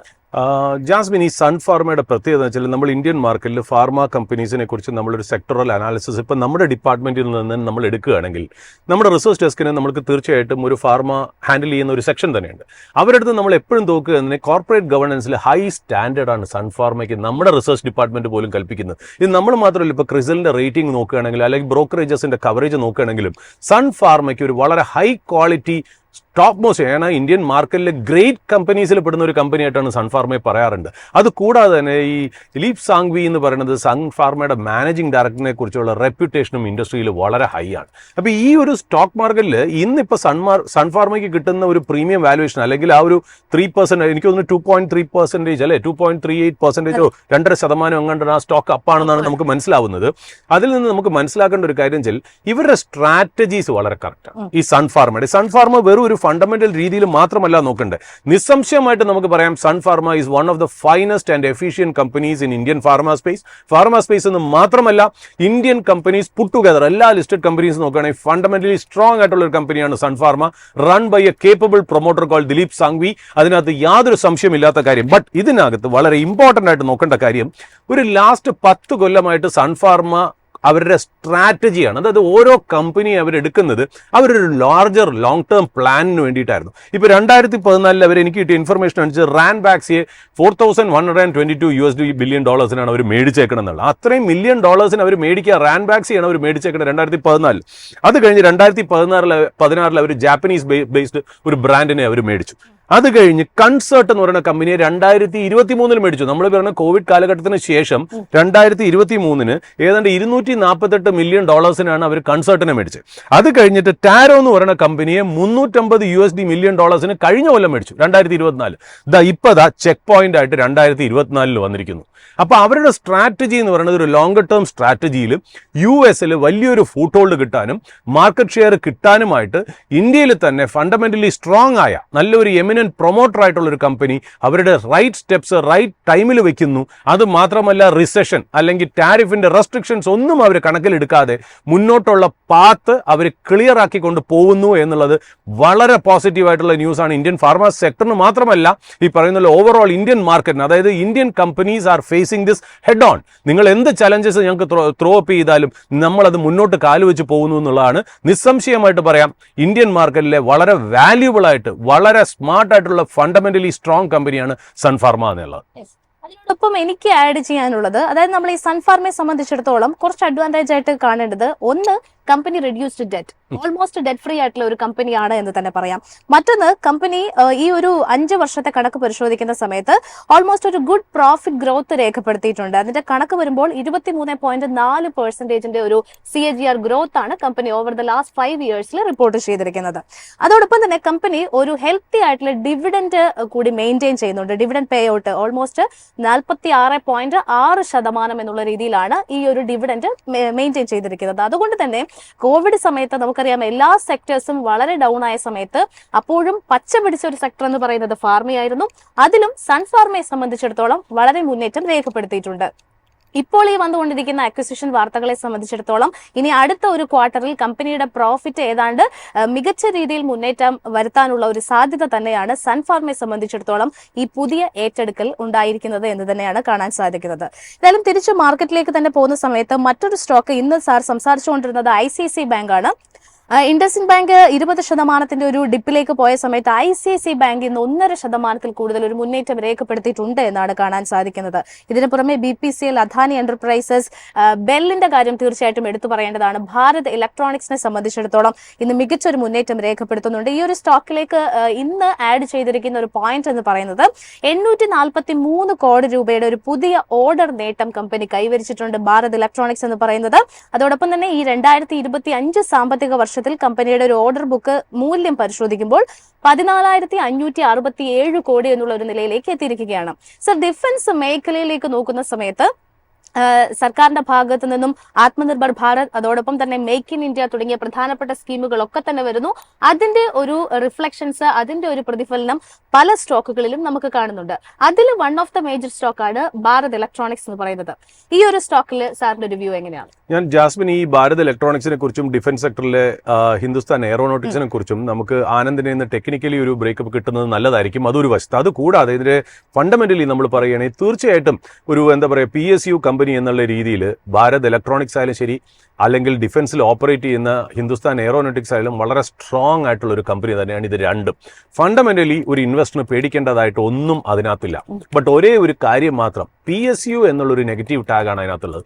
എന്തൊക്കെ പോസിറ്റിവിറ്റിയാണ് ഒരു PSU എന്നുള്ള രീതിയിൽ, ഗവൺമെന്റ് കമ്പനി എന്നുള്ള രീതിയിൽ നമുക്ക് പോസിറ്റീവായിട്ട് കിട്ടുന്നത്, അതേപോലെ തന്നെയാണ് നെഗറ്റിവിറ്റിയും നമുക്കൊരു ഗവൺമെന്റ് ടാഗിൽ ആ കമ്പനിക്ക് അസോസിയേറ്റ് ചെയ്ത് വരുന്നത്. അതായത് നമ്മൾ അടുത്ത കാലത്ത് ഇന്ത്യയുടെ ഡിഫൻസ് ഹെഡുകൾ, അവിടെ ഹിന്ദുസ്ഥാൻ യൂണിലിവർ ഉണ്ടാക്കിയ ഒരു തേജസ് എന്ന് പറയുന്ന ഒരു എയർക്രാഫ്റ്റ് ഉണ്ട്. ഹിന്ദുസ്ഥാൻ എയറോനോട്ടിക്സ് ഉണ്ടാക്കിയ തേജസ് എന്ന് പറയുന്ന എയർക്രാഫ്റ്റിന്റെ ഒരു ഫ്ലൈയിങ് കഴിഞ്ഞ് തിരിച്ചു വന്നിട്ട് കുറച്ച് കംപ്ലൈന്റുകളാണ് അദ്ദേഹം പറഞ്ഞത്. അതായത് അതിൽ നിന്ന് ഇന്ത്യൻ മാർക്കറ്റ് വിസ്പർ ചെയ്ത് എടുത്ത ഒരു കാര്യം എന്ന് വെച്ചാൽ, ഈ PSU കമ്പനീസിന് എത്ര ഓർഡർ കിട്ടിയാലും ഇവരുടെ എക്സിക്യൂഷൻ കഴിവ് വളരെ കുറവാണ്. നമുക്ക് ഓർഡർ ബുക്ക് അനുസരിച്ചാണ് ഈ കമ്പനിയെ നമ്മൾ വാല്യുവേഷൻ ചെയ്യണമെങ്കിൽ ശരിയാണ്. 2024 പീക്ക് വാല്യുവേഷൻ ജസ്റ്റിഫൈഡ് ആണ് ഭാരത് ഇലക്ട്രോണിക്സിലും അല്ലെങ്കിൽ ഹിന്ദുസ്ഥാൻ എയറോനോട്ടിക്സിലും. ബട്ട് അവരുടെ എക്സിക്യൂഷൻ വെച്ച് നോക്കുകയാണെങ്കിൽ ഇത്രയും PE ഈ കമ്പനിക്ക് വരേണ്ട കാര്യമില്ല എന്നുള്ളത് അർത്ഥം തന്നെയാണ്. കാര്യം അത് കാരണം തന്നെ ഇത് തീർച്ചയായിട്ടും ഇത് കറക്റ്റ് ചെയ്തതിന് ഒരു കാരണമുണ്ടായിരുന്നു എന്ന് വേണം മനസ്സിലാക്കാൻ. ബട്ട് ആ കറക്ഷൻ നിന്നു എന്ന് വേണം ഇന്നത്തെ ഒരു ട്രെൻഡിൽ നിന്ന്. കാര്യം ഇപ്പോൾ ഡിഫൻസിൽ ഓർഡർ കൊണ്ട് മാത്രമല്ല, നമ്മൾ അല്ലെങ്കിലും ഇന്ത്യൻ മാർക്കറ്റിൽ ഡിഫൻസിന് അവർ ക്യാപിറ്റൽ അലോക്കേറ്റ് ചെയ്തിരിക്കുന്നു. ഇന്ത്യൻ മാർക്കറ്റ് ക്യാപിറ്റലിൽ അലോക്കേറ്റ് ചെയ്തിരിക്കുന്ന, ആ എക്കണോമിയിൽ അലോക്കേറ്റ് ചെയ്തിരിക്കുന്ന എമൗണ്ട് വെച്ച് നോക്കുമ്പോൾ തന്നെ ഡിഫൻസ് സ്റ്റോക്സിന് നല്ലൊരു ഇംപെറ്റസ് വരും വർഷങ്ങളിൽ ഉണ്ടാവും എന്നുള്ള കാര്യം ഉറപ്പാണ്. അത് യൂട്ടിലൈസ് ചെയ്യാൻ പറ്റിയ രണ്ട് കമ്പനീസ് എന്നാണ് ഹിന്ദുസ്ഥാൻ എയറോനോട്ടിക്സും ഭാരത് ഇലക്ട്രോണിക്സും. സാർ, ഇതിന്റെ ഇടയിൽ നമുക്ക് മാർക്കറ്റിന്റെ ഒരു അപ്ഡേറ്റിലേക്ക് കൂടി പോകേണ്ടതുണ്ട്. വളരെ പെട്ടെന്ന് നമ്മൾ നേരത്തെ സംസാരിച്ചതുപോലെ തന്നെ മാർക്കറ്റിന്റെ ഒരു ഇടിവിൽ അല്പം ആശ്വാസം ലഭിച്ചിരിക്കുന്നു. 22,400 എന്നുള്ള ഒരു പോയിന്റിലേക്ക് ആ ഒരു ലെവൽ റീഗെയിൻ ചെയ്തുകൊണ്ടാണ് നിഫ്റ്റി 50 ഇപ്പോൾ എത്തിയിരിക്കുന്നത്. വെറും 42 പോയിന്റുകളുടെ മാത്രം ഒരു ഇടിവാണ്. ഒരു ഫ്ലാറ്റ് ടു നെഗറ്റീവ് നോട്ടിലാണ് ഇപ്പോൾ മാർക്കറ്റ് ട്രേഡ് ചെയ്യുന്നത്. നിലവിലെ ഒരു മാർക്കറ്റ് പെർഫോമൻസ് എങ്ങനെയാണ് എന്നതിന്റെ ഡീറ്റെയിൽസുമായിട്ട് റിസർച്ച് ഡെസ്കിൽ നിന്നും നമ്മുടെ ടീം വെൽ സജ്ജമാണ്. അതോടൊപ്പം തന്നെ ഇപ്പോൾ ചേരുന്നത് അനിൽ. അനില, മാർക്കറ്റിലേക്ക് നോക്കുന്ന സമയത്ത് രാവിലെ ഉണ്ടായിരുന്ന ആ ഒരു 100 പോയിന്റുകളിൽ അധികമുള്ള ഒരു ഇടിവിന്റെ ഒരു ഇന്റൻസിറ്റി അല്പം കുറഞ്ഞിരിക്കുന്നു എന്ന് തന്നെ കാണാൻ സാധിക്കുന്നുണ്ട്. ഇപ്പോൾ ബുൾസും ബെയേഴ്സും തമ്മിലുള്ള ഒരു ശക്തമായ പോരാട്ടം എന്ന് തന്നെ പറയാം. 25 ഓഹരികൾ നേട്ടം രേഖപ്പെടുത്തുന്നു. സമാനമായി നിന്നുകൊണ്ട് 25 ഓഹരികളിൽ ഇടിവും കാണുന്നുണ്ട്. എന്തൊക്കെയാണ് ഈ മിനിറ്റ്സിലെ പ്രധാനപ്പെട്ട അപ്ഡേറ്റ്സ്? ജാസ്മിൻ സൂചിപ്പിച്ചതുപോലെ ഇപ്പം നമ്മൾ തുടക്കത്തിൽ ഒരു പക്ഷേ ഇന്ന് വളരെയധികം ഇടിവിലേക്ക് പോകുമെന്നൊരു പ്രതീക്ഷയിലായിരുന്നു നിക്ഷേപകരെല്ലാം തന്നെ. കാരണം നമ്മുടെ ഒരു ടേക്ക് ഓവർ പരിശോധിക്കുകയാണ് എന്നുണ്ടെങ്കിൽ US മാർക്കറ്റിലേക്ക് നോക്കുമ്പോഴേക്കും തീർച്ചയായിട്ടും ഒരു ക്രാഷ് ആയിരുന്നു സൂചികയിൽ കാണാൻ സാധിച്ചത്. അതിന്റെ ഒരു റിഫ്ലക്ഷൻ ഇന്ത്യൻ മാർക്കറ്റിലും ഉണ്ടാകുമെന്നൊരു പ്രതീക്ഷ തന്നെയാണ്. അത് തുടക്കത്തിൽ നമുക്ക് അത്തരത്തിലൊരു വലിയൊരു ഗ്യാപ് ഡൗൺ, ഏകദേശം ഒരു 120-ലധികം പോയിന്റ്സിന്റെ ഒരു ഗ്യാപ് ഡൗണിലായിരുന്നു ഇൻഡെക്സ് ആരംഭിച്ചത് എങ്കിൽ പോലും ഗ്രാജുവലി ആണ് എങ്കിൽ പോലും ആ ഒരു ഗ്യാപ്പ് ഫില്ല് ചെയ്യാനായിട്ട് ഇൻഡെക്സ് ശ്രമിക്കുന്നുണ്ട് എന്ന് തന്നെ നമുക്ക് പറയാം. നിലവിൽ ഒരു സാഹചര്യം പരിശോധിക്കുമ്പോൾ വളരെ ഫ്ലാറ്റിഷ് ആയിട്ടൊരു ടോണിലേക്കാണ് എത്തിയിരിക്കുന്നത്. 22,397 എന്നൊരു നിലയിൽ ട്രേഡിംഗ് പുരോഗമിച്ചുകൊണ്ടിരിക്കുകയാണ്. ഇന്നത്തെ ആദ്യത്തെ ഈ ഒരു മണിക്കൂർ പിന്നിടുമ്പോഴുള്ള ഡേ ഹൈ എന്ന് പറയുന്നത് 22,420.65 ഡേ ലോ എന്ന് പറയുന്നത് 22,314.7 എന്നൊരു നിലയിൽ. അതായത് ഇത്രയധികം നെഗറ്റിവിറ്റി മാർക്കറ്റിൽ മറ്റ് US മാർക്കറ്റിൽ അടക്കം ഉണ്ട് എങ്കിൽ പോലും 22,300 എന്നൊരു ലെവൽ സസ്റ്റെയിൻ ചെയ്യാനായിട്ട് ഇൻഡെക്സിന് സാധിച്ചിട്ടുള്ളത് ഇന്ത്യൻ മാർക്കറ്റ് ഒരുപക്ഷെ ഒഴുക്കിനെതിരെ നീങ്ങുന്നു എന്ന് തന്നെ നമുക്ക് പറയാൻ സാധിക്കും. അതിനോടൊപ്പം തന്നെ ജാസ്മിൻ സൂചിപ്പിച്ചതുപോലെ തന്നെ അഡ്വാൻസ് ഡിക്ലൈൻ റേഷ്യോ പരിശോധിക്കുമ്പോൾ നമ്മൾ ആരംഭിച്ച സമയത്ത് ഏകദേശം 45-ലധികം ഓഹരികളും ഇടിവിലായിരുന്നു. അവിടെ നിന്ന് ബുൾസിന്റെ ഒരു പുൾ ബാക്ക് തന്നെയാണ്, അല്ലെങ്കിൽ ഒരു കരുത്ത് തെളിയിച്ചുകൊണ്ടുള്ള പ്രകടനം തന്നെയാണ് കാണാൻ സാധിച്ചിരിക്കുന്നത്. നിലവിൽ 20-ലധികം ഓഹരികളിൽ ഒരു അപ്സൈഡ് മൂവ്മെന്റ് രേഖപ്പെടുത്തുന്നുണ്ട്. 29ഓളം ഓഹരികളാണ് ഇടിവിലേക്ക് പോയിരിക്കുന്നത്. ഇപ്പൊ നിങ്ങൾ സൂചിപ്പിച്ചതുപോലെ, ഇപ്പൊ ഡിസ്കഷനിൽ സൂചിപ്പിച്ചതുപോലെ സൺഫാർമയാണ് ഇന്നത്തെ ഒരു സ്റ്റാർ ഓഫ് ദ ഡേ ആയിട്ട് അല്ലെങ്കിൽ സ്റ്റാർ ഓഫ് ദ അവർ ആയിട്ട് ഇപ്പോൾ മാറിയിരിക്കുന്നത്. 2% നേട്ടം നൽകാൻ സൺഫാർമയ്ക്ക് സാധിക്കുന്നുണ്ട്. തീർച്ചയായിട്ടും കമ്പനി പുതിയതായിട്ട് ഏറ്റെടുക്കുന്ന അടക്കമുള്ള പുതിയ US ലിസ്റ്റഡ് കമ്പനികൾ ഏറ്റെടുക്കുന്ന അടക്കമുള്ള അപ്ഡേറ്റ്സ് വളരെ പോസിറ്റീവായിട്ടാണ് നിക്ഷേപകർ സ്വീകരിച്ചിരിക്കുന്നത്. ICICI bank, BPCL, BEL, Adani enterprises തുടങ്ങി പല സെക്ടേഴ്സിൽ ഉൾപ്പെട്ടിട്ടുള്ള കമ്പനികളിൽ ഒരു അപ്സൈഡ് മൂവ്മെന്റ് നമുക്കിന്ന് കാണാൻ സാധിക്കുന്നുണ്ട്. അതേസമയം ഇൻഡസിൻ ബാങ്ക് ആണ് എന്നപ്പോൾ വിപണിയെ ആകെ നിരാശപ്പെടുത്തുന്ന തരത്തിലൊരു പ്രകടനത്തിലേക്ക് എത്തിയിരിക്കുന്നത്. ഏകദേശം 20%-ലധികം ഇടിഞ്ഞുകൊണ്ടൊരു ലോവർ സർക്യൂട്ട് നിലയിലേക്കാണ് ഇൻഡസിൻ ബാങ്കിന്റെ ഓഹരികൾ എത്തിയിരിക്കുന്നത്. 720.35 എന്നൊരു നിലയിലാണ് ട്രേഡിംഗ് ഇപ്പോൾ പുരോഗമിച്ചുകൊണ്ടിരിക്കുന്നത്. ഏതായാലും ഇന്നലെ നമ്മൾ ഡിസ്കസ് അല്ലെങ്കിൽ റിപ്പോർട്ട് ചെയ്തിട്ടുണ്ടായിരുന്നു, ഇൻഡസിൻ ബാങ്കിനെ സംബന്ധിച്ചിട്ട് പല ആഗോള ബ്രോക്കിംഗ് ഫേമുകളും ഡൗൺഗ്രേഡ് ചെയ്യുന്നു. ഒപ്പം തന്നെ ഒരു ടാർഗറ്റ് പരിശോധിക്കുകയാണെങ്കിൽ 800 രൂപ 850 രൂപ വരെ എത്തുന്ന ഒരു സ്ഥിതിയിലേക്ക് ബ്രോക്കറേജുകൾ എത്തിയിട്ടുണ്ടായിരുന്നു. എന്നാൽ ആ ഒരു ടാർഗറ്റ് വിലയും ഇടിഞ്ഞുകൊണ്ട് അവിടെ നിന്നും താഴേക്ക് ഇടിഞ്ഞുകൊണ്ടാണ് നിലവിൽ ഇൻഡസിൻ ബാങ്ക് ഓഹരികൾ ഇപ്പോൾ ട്രേഡിംഗ് പുരോഗമിച്ചുകൊണ്ടിരിക്കുന്നത്. ഏകദേശം ഈ 100-ലധികം ടാർഗറ്റ് ആയിട്ട് പറഞ്ഞിരിക്കുന്ന ഒരു ആവറേജ് പറയുകയാണെങ്കിൽ പോലും അതിന്റെയും ഒരു 100-ലധികം ഒരു പോയിന്റ്സിന് ഇടിവിലേക്കാണ് ഇൻഡസിൻ ബാങ്ക് ഓഹരികൾ എത്തിയിരിക്കുന്നത്. അതിനൊരു പ്രധാന കാരണം ഇന്നലെ ബാങ്കിനെ നെഗറ്റീവായിട്ട് ബാധിച്ചത് സിഇഒയുടെ ഒരു സ്ഥാനം ഒരു വർഷത്തേക്ക് കൂടി കാലാവധി നീട്ടി നൽകി എന്നതായിരുന്നു. അതായത് വളരെ അടുത്ത് തന്നെ നിയർ ടേമിൽ തന്നെ റെഗുലേറ്ററി ആക്ടിവിറ്റീസിനായിട്ട് മാനേജ്മെന്റ് കൂടുതൽ ശ്രദ്ധ കേന്ദ്രീകരിക്കേണ്ടി വരുമെന്നും അതുകൊണ്ട് തന്നെ ഓപ്പറേഷണൽ ആക്ടിവിറ്റീസിലെ ശ്രദ്ധ കുറഞ്ഞു പോയിക്കൊണ്ട് കമ്പനിയുടെ പ്രോഫിറ്റിനെ അത് നെഗറ്റീവായിട്ട് ബാധിക്കും എന്നതായിരുന്നു. എങ്കിൽ ഇന്നിപ്പോൾ ലേറ്റസ്റ്റ് ആയിട്ട് വന്നിരിക്കുന്ന അപ്ഡേഷൻ എന്ന് പറയുന്ന RBIയുടെ ഒരു ഇന്റേണൽ കമ്മിറ്റി നടത്തിയ അവരുടെ ഒരു വിശകലനത്തിൽ റിവ്യൂവിൽ പ്രകാരം ഡിസ്ക്രിപ്ഷൻസിൽ അക്കൗണ്ടിങ്ങിൽ ധാരാളം ക്രമക്കേടുകൾ കണ്ടെത്തിയിട്ടുണ്ട് എന്നാണ് കമ്പനി ഇന്നലെ എക്സ്ചേഞ്ച് ഫയലിംഗിൽ അറിയിച്ചിരിക്കുന്നത്. തീർച്ചയായിട്ടും ഒരു ബാങ്കിനെ സംബന്ധിച്ച് പ്രത്യേകിച്ചും ഒരു ഇയർ എൻഡിങ്ങിലേക്കാണ് കടക്കുന്നത്. ആ ഒരു സമയത്തിലേക്ക് ഇത്തരത്തിലൊരു വാർത്ത വരിക എന്ന് പറയുന്നത് ബാങ്കിന്റെ ഒരു ഫണ്ടമെന്റൽ സ്ട്രെങ്തിനെ തന്നെ ക്വസ്റ്റ്യൻ ചെയ്യുന്ന തലത്തിലേക്കാണ് എത്തിയിരിക്കുന്നത്. ഇനി അതിനോടൊപ്പം തന്നെ ആഡ് ചെയ്യാൻ സാധിക്കുന്ന ഒരു പോയിന്റ് അല്ലെങ്കിൽ മറ്റൊരു സ്റ്റോക്ക് എന്ന് പറയുന്നത് നേരത്തെ ഇപ്പോൾ സുരേഷ് സാർ ഡിസ്കസ് ചെയ്തപ്പോൾ സൂചിപ്പിച്ചിട്ടുണ്ടായിരുന്നു, സിഞ്ചിൻ ഇന്റർനാഷണൽ മറ്റൊരു കമ്പനി US ഒരു ഫെസിലിറ്റി ഏറ്റെടുക്കുന്നതുമായി ബന്ധപ്പെട്ടിട്ട് ഇന്ത്യൻ ഫാർമ മേഖല US സാന്നിധ്യം ശക്തമാക്കുന്നു, അവരുടെ മാർജിൻസ് കൂടുതലായിട്ട് ഇംപ്രൂവ് ചെയ്യുന്ന നടപടികൾ സ്വീകരിക്കുന്നു എന്നതടക്കമുള്ള അത്തരത്തിലൊരു അപ്ഡേഷൻസ് നമ്മുടെ ഡെസ്കിൽ നിന്ന് തന്നെ ഉണ്ടായിരുന്നു. ഇപ്പോൾ സൺഫാർമയുടെ കൂടെ തന്നെ നമുക്ക് ചേർത്ത് പറയാൻ സാധിക്കുന്ന മറ്റൊരു കമ്പനിയായിട്ട് ഇപ്പോൾ സിഞ്ചിൻ ഇന്റർനാഷണൽ മാറിയിരിക്കുകയാണ്. പ്രധാനമായിട്ടും ആ ഒരു ന്യൂസിലേക്ക് എത്തുകയാണ് എന്നുണ്ടെങ്കിൽ ശേഷി വർധനവിനായിട്ടുള്ള നടപടികളാണ് കമ്പനി ഇപ്പോൾ സ്വീകരിച്ചിരിക്കുന്നത്. US-ലെ കമ്പനിയുടെ ആദ്യത്തെ ബയോളജിക്സ് സൈറ്റ് ആണ് ഇപ്പോൾ കമ്പനി ഏറ്റെടുത്തിരിക്കുന്നതെന്നാണ് എക്സ്ചേഞ്ച് ഫയലിംഗിൽ അറിയിച്ചിരിക്കുന്നത്. പ്രധാനമായിട്ടും ഈ ഒരു കമ്പനിനെ അല്ലെങ്കിൽ ഒരു സൈറ്റിനെ സംബന്ധിച്ച് പറയുകയാണെങ്കിൽ ലോകത്തിലെ ടോപ്പ് 10 ആയിട്ടുള്ള ഫാർമ ഹബിന് വളരെ പ്രോക്സിമേറ്റ് ആയിട്ടൊരു സ്ഥലത്താണ് ഈ ഒരു സൈറ്റ് ഇപ്പോൾ കമ്പനി ഏറ്റെടുത്തിരിക്കുന്നത്. നിലവിൽ ഈ ഒരു ഫാർമ മേഖലയിൽ ടോപ്പായിട്ട് നിൽക്കുന്ന എല്ലാ കമ്പനികൾക്കും അവരുടെ ഒരു മാർക്കറ്റിംഗിൽ അല്ലെങ്കിൽ അവരുടെ ഒരു പ്രോഫിറ്റിൽ വലിയൊരു ശതമാനവും കോൺട്രിബ്യൂട്ട് ചെയ്യുന്ന ഏരിയയ്ക്ക് വളരെ അടുത്ത തന്നെയാണ് ഈ ഒരു സൈറ്റ് ഏറ്റെടുക്കാനായിട്ട് ഇപ്പോൾ സിഞ്ചിൻ ഇന്റർനാഷണലിന് സാധിച്ചിട്ടുള്ളത്. എമർജന്റ് മാനുഫാക്ചറിംഗ് ഓപ്പറേഷൻസ് ബാൾട്ടിമോറിലുള്ള ഈ ഒരു കമ്പനിയിൽ നിന്നാണ് ഈ സൈറ്റ് ഇപ്പോൾ സിഞ്ചിൻ ഇന്റർനാഷണൽ ഏറ്റെടുത്തിരിക്കുന്നത്. അതായത് നിലവിൽ ഈ ലോകത്തിലെ തന്നെ ഏറ്റവും പ്രധാനപ്പെട്ടിട്ടുള്ള ഫാർമ റിസർച്ച് ഹബിന് വളരെ അടുത്തായിട്ടാണ് ഈ ഒരു സൈറ്റ് എന്നത് തന്നെയാണ് കമ്പനിയെ സംബന്ധിച്ചിട്ട് ഏറ്റവും ഒരു പോസിറ്റീവ് ആയിട്ട് വന്നിരിക്കുന്ന ഒരു ഫാക്ടർ എന്ന് പറയുന്നത്. കാരണം മുന്നോട്ടേക്ക് പോകുമ്പോൾ ഇത്തരത്തിലുള്ള ഒരു പ്രോക്സിമിറ്റിയിൽ ഒരു സൈറ്റ് ഏറ്റെടുക്കുക എന്ന കമ്പനിയുടെ പ്രോഫിറ്റിനെ അത് ബൂസ്റ്റ് ചെയ്തേക്കാം, കമ്പനിയുടെ വളർച്ചയെ ബൂസ്റ്റ് ചെയ്യാം എന്ന് തന്നെയാണ് എക്സ്പേർട്സിന്റെ ഒരു വിലയിരുത്തൽ എന്ന് പറയുന്നത്. ഇനി ഈ ഒരു ഏരിയയെ കുറിച്ച് പ്രത്യേകം എടുത്തു പറയുകയാണ് എന്നുണ്ടെങ്കിൽ നിലവിൽ ലോകത്തിലെ തന്നെ ഏകദേശം 50% റിസർച്ച് ആൻഡ് ഡെവലപ്മെന്റ് ആക്ടിവിറ്റീസും നടക്കുന്ന ഒരു ഏരിയക്ക് വളരെ അടുത്ത് നിന്നുകൊണ്ടാണ് വളരെ അടുത്താണ് ഇപ്പോൾ ഈ ഒരു ബാൾട്ടിമോറിലെ ഒരു സൈറ്റ് കമ്പനി ഏറ്റെടുത്തിരിക്കുന്നത്. നിലവിലത്തെ കണക്കുകൾ പരിശോധിക്കുക അല്ലെങ്കിൽ നിലവിലത്തെ ഒരു ഡേറ്റ പരിശോധിക്കുകയാണെങ്കിൽ വൂക്ഷി, ഫാർമാനോൺ തുടങ്ങിയ ലോകത്തിലെ തന്നെ ടോപ്പ് ഫാർമ കമ്പനികൾക്കും ഈ ഒരു ലൊക്കേഷനിൽ ഇപ്പോൾ ഒരു സൈറ്റ് അല്ലെങ്കിൽ ഒരു ലൊക്കേഷൻ സാന്നിധ്യമുണ്ട് എന്ന് തന്നെയാണ് സൂചിപ്പിച്ചിരിക്കുന്നത്. ഇനി അതിനോടൊപ്പം തന്നെ പറയുകയാണെങ്കിൽ ഈ ഒരു ഏറ്റെടുക്കൽ എന്ന് പറയുന്നത് ഏകദേശം $50 മില്യൺ ആണ് കമ്പനി എക്സ്പെക്ട് ചെയ്യുന്ന ഒരു ഔട്ട്ലേ എന്ന് പറയുന്നത്. എന്നിരുന്നാൽ പോലും ഭാവിയിലേക്ക് കണക്കാക്കുമ്പോഴേക്കും അതിൽ നിന്ന് വളരെ വലിയ തോതിലുള്ള പ്രോഫിറ്റ് രേഖപ്പെടുത്താൻ സാധിക്കുമെന്നൊരു പ്രതീക്ഷ കൂടി മാനേജ്മെന്റിനുണ്ട്. 2026 സാമ്പത്തിക വർഷത്തിന്റെ രണ്ടാം പകുതി അല്ലെങ്കിൽ ആദ്യ പകുതിയിലായിരിക്കും, കലണ്ടർ ഇയർ ബേസ് പറയുകയാൽ 2025 സെക്കൻഡ് ഹാഫിലായിരിക്കും ഈ ഒരു ഏറ്റെടുക്കൽ കംപ്ലീറ്റ് ആവുക എന്നുകൂടിയാണ് എക്സ്ചേഞ്ച് ഫയലിംഗിൽ അറിയിച്ചിരിക്കുന്നത്.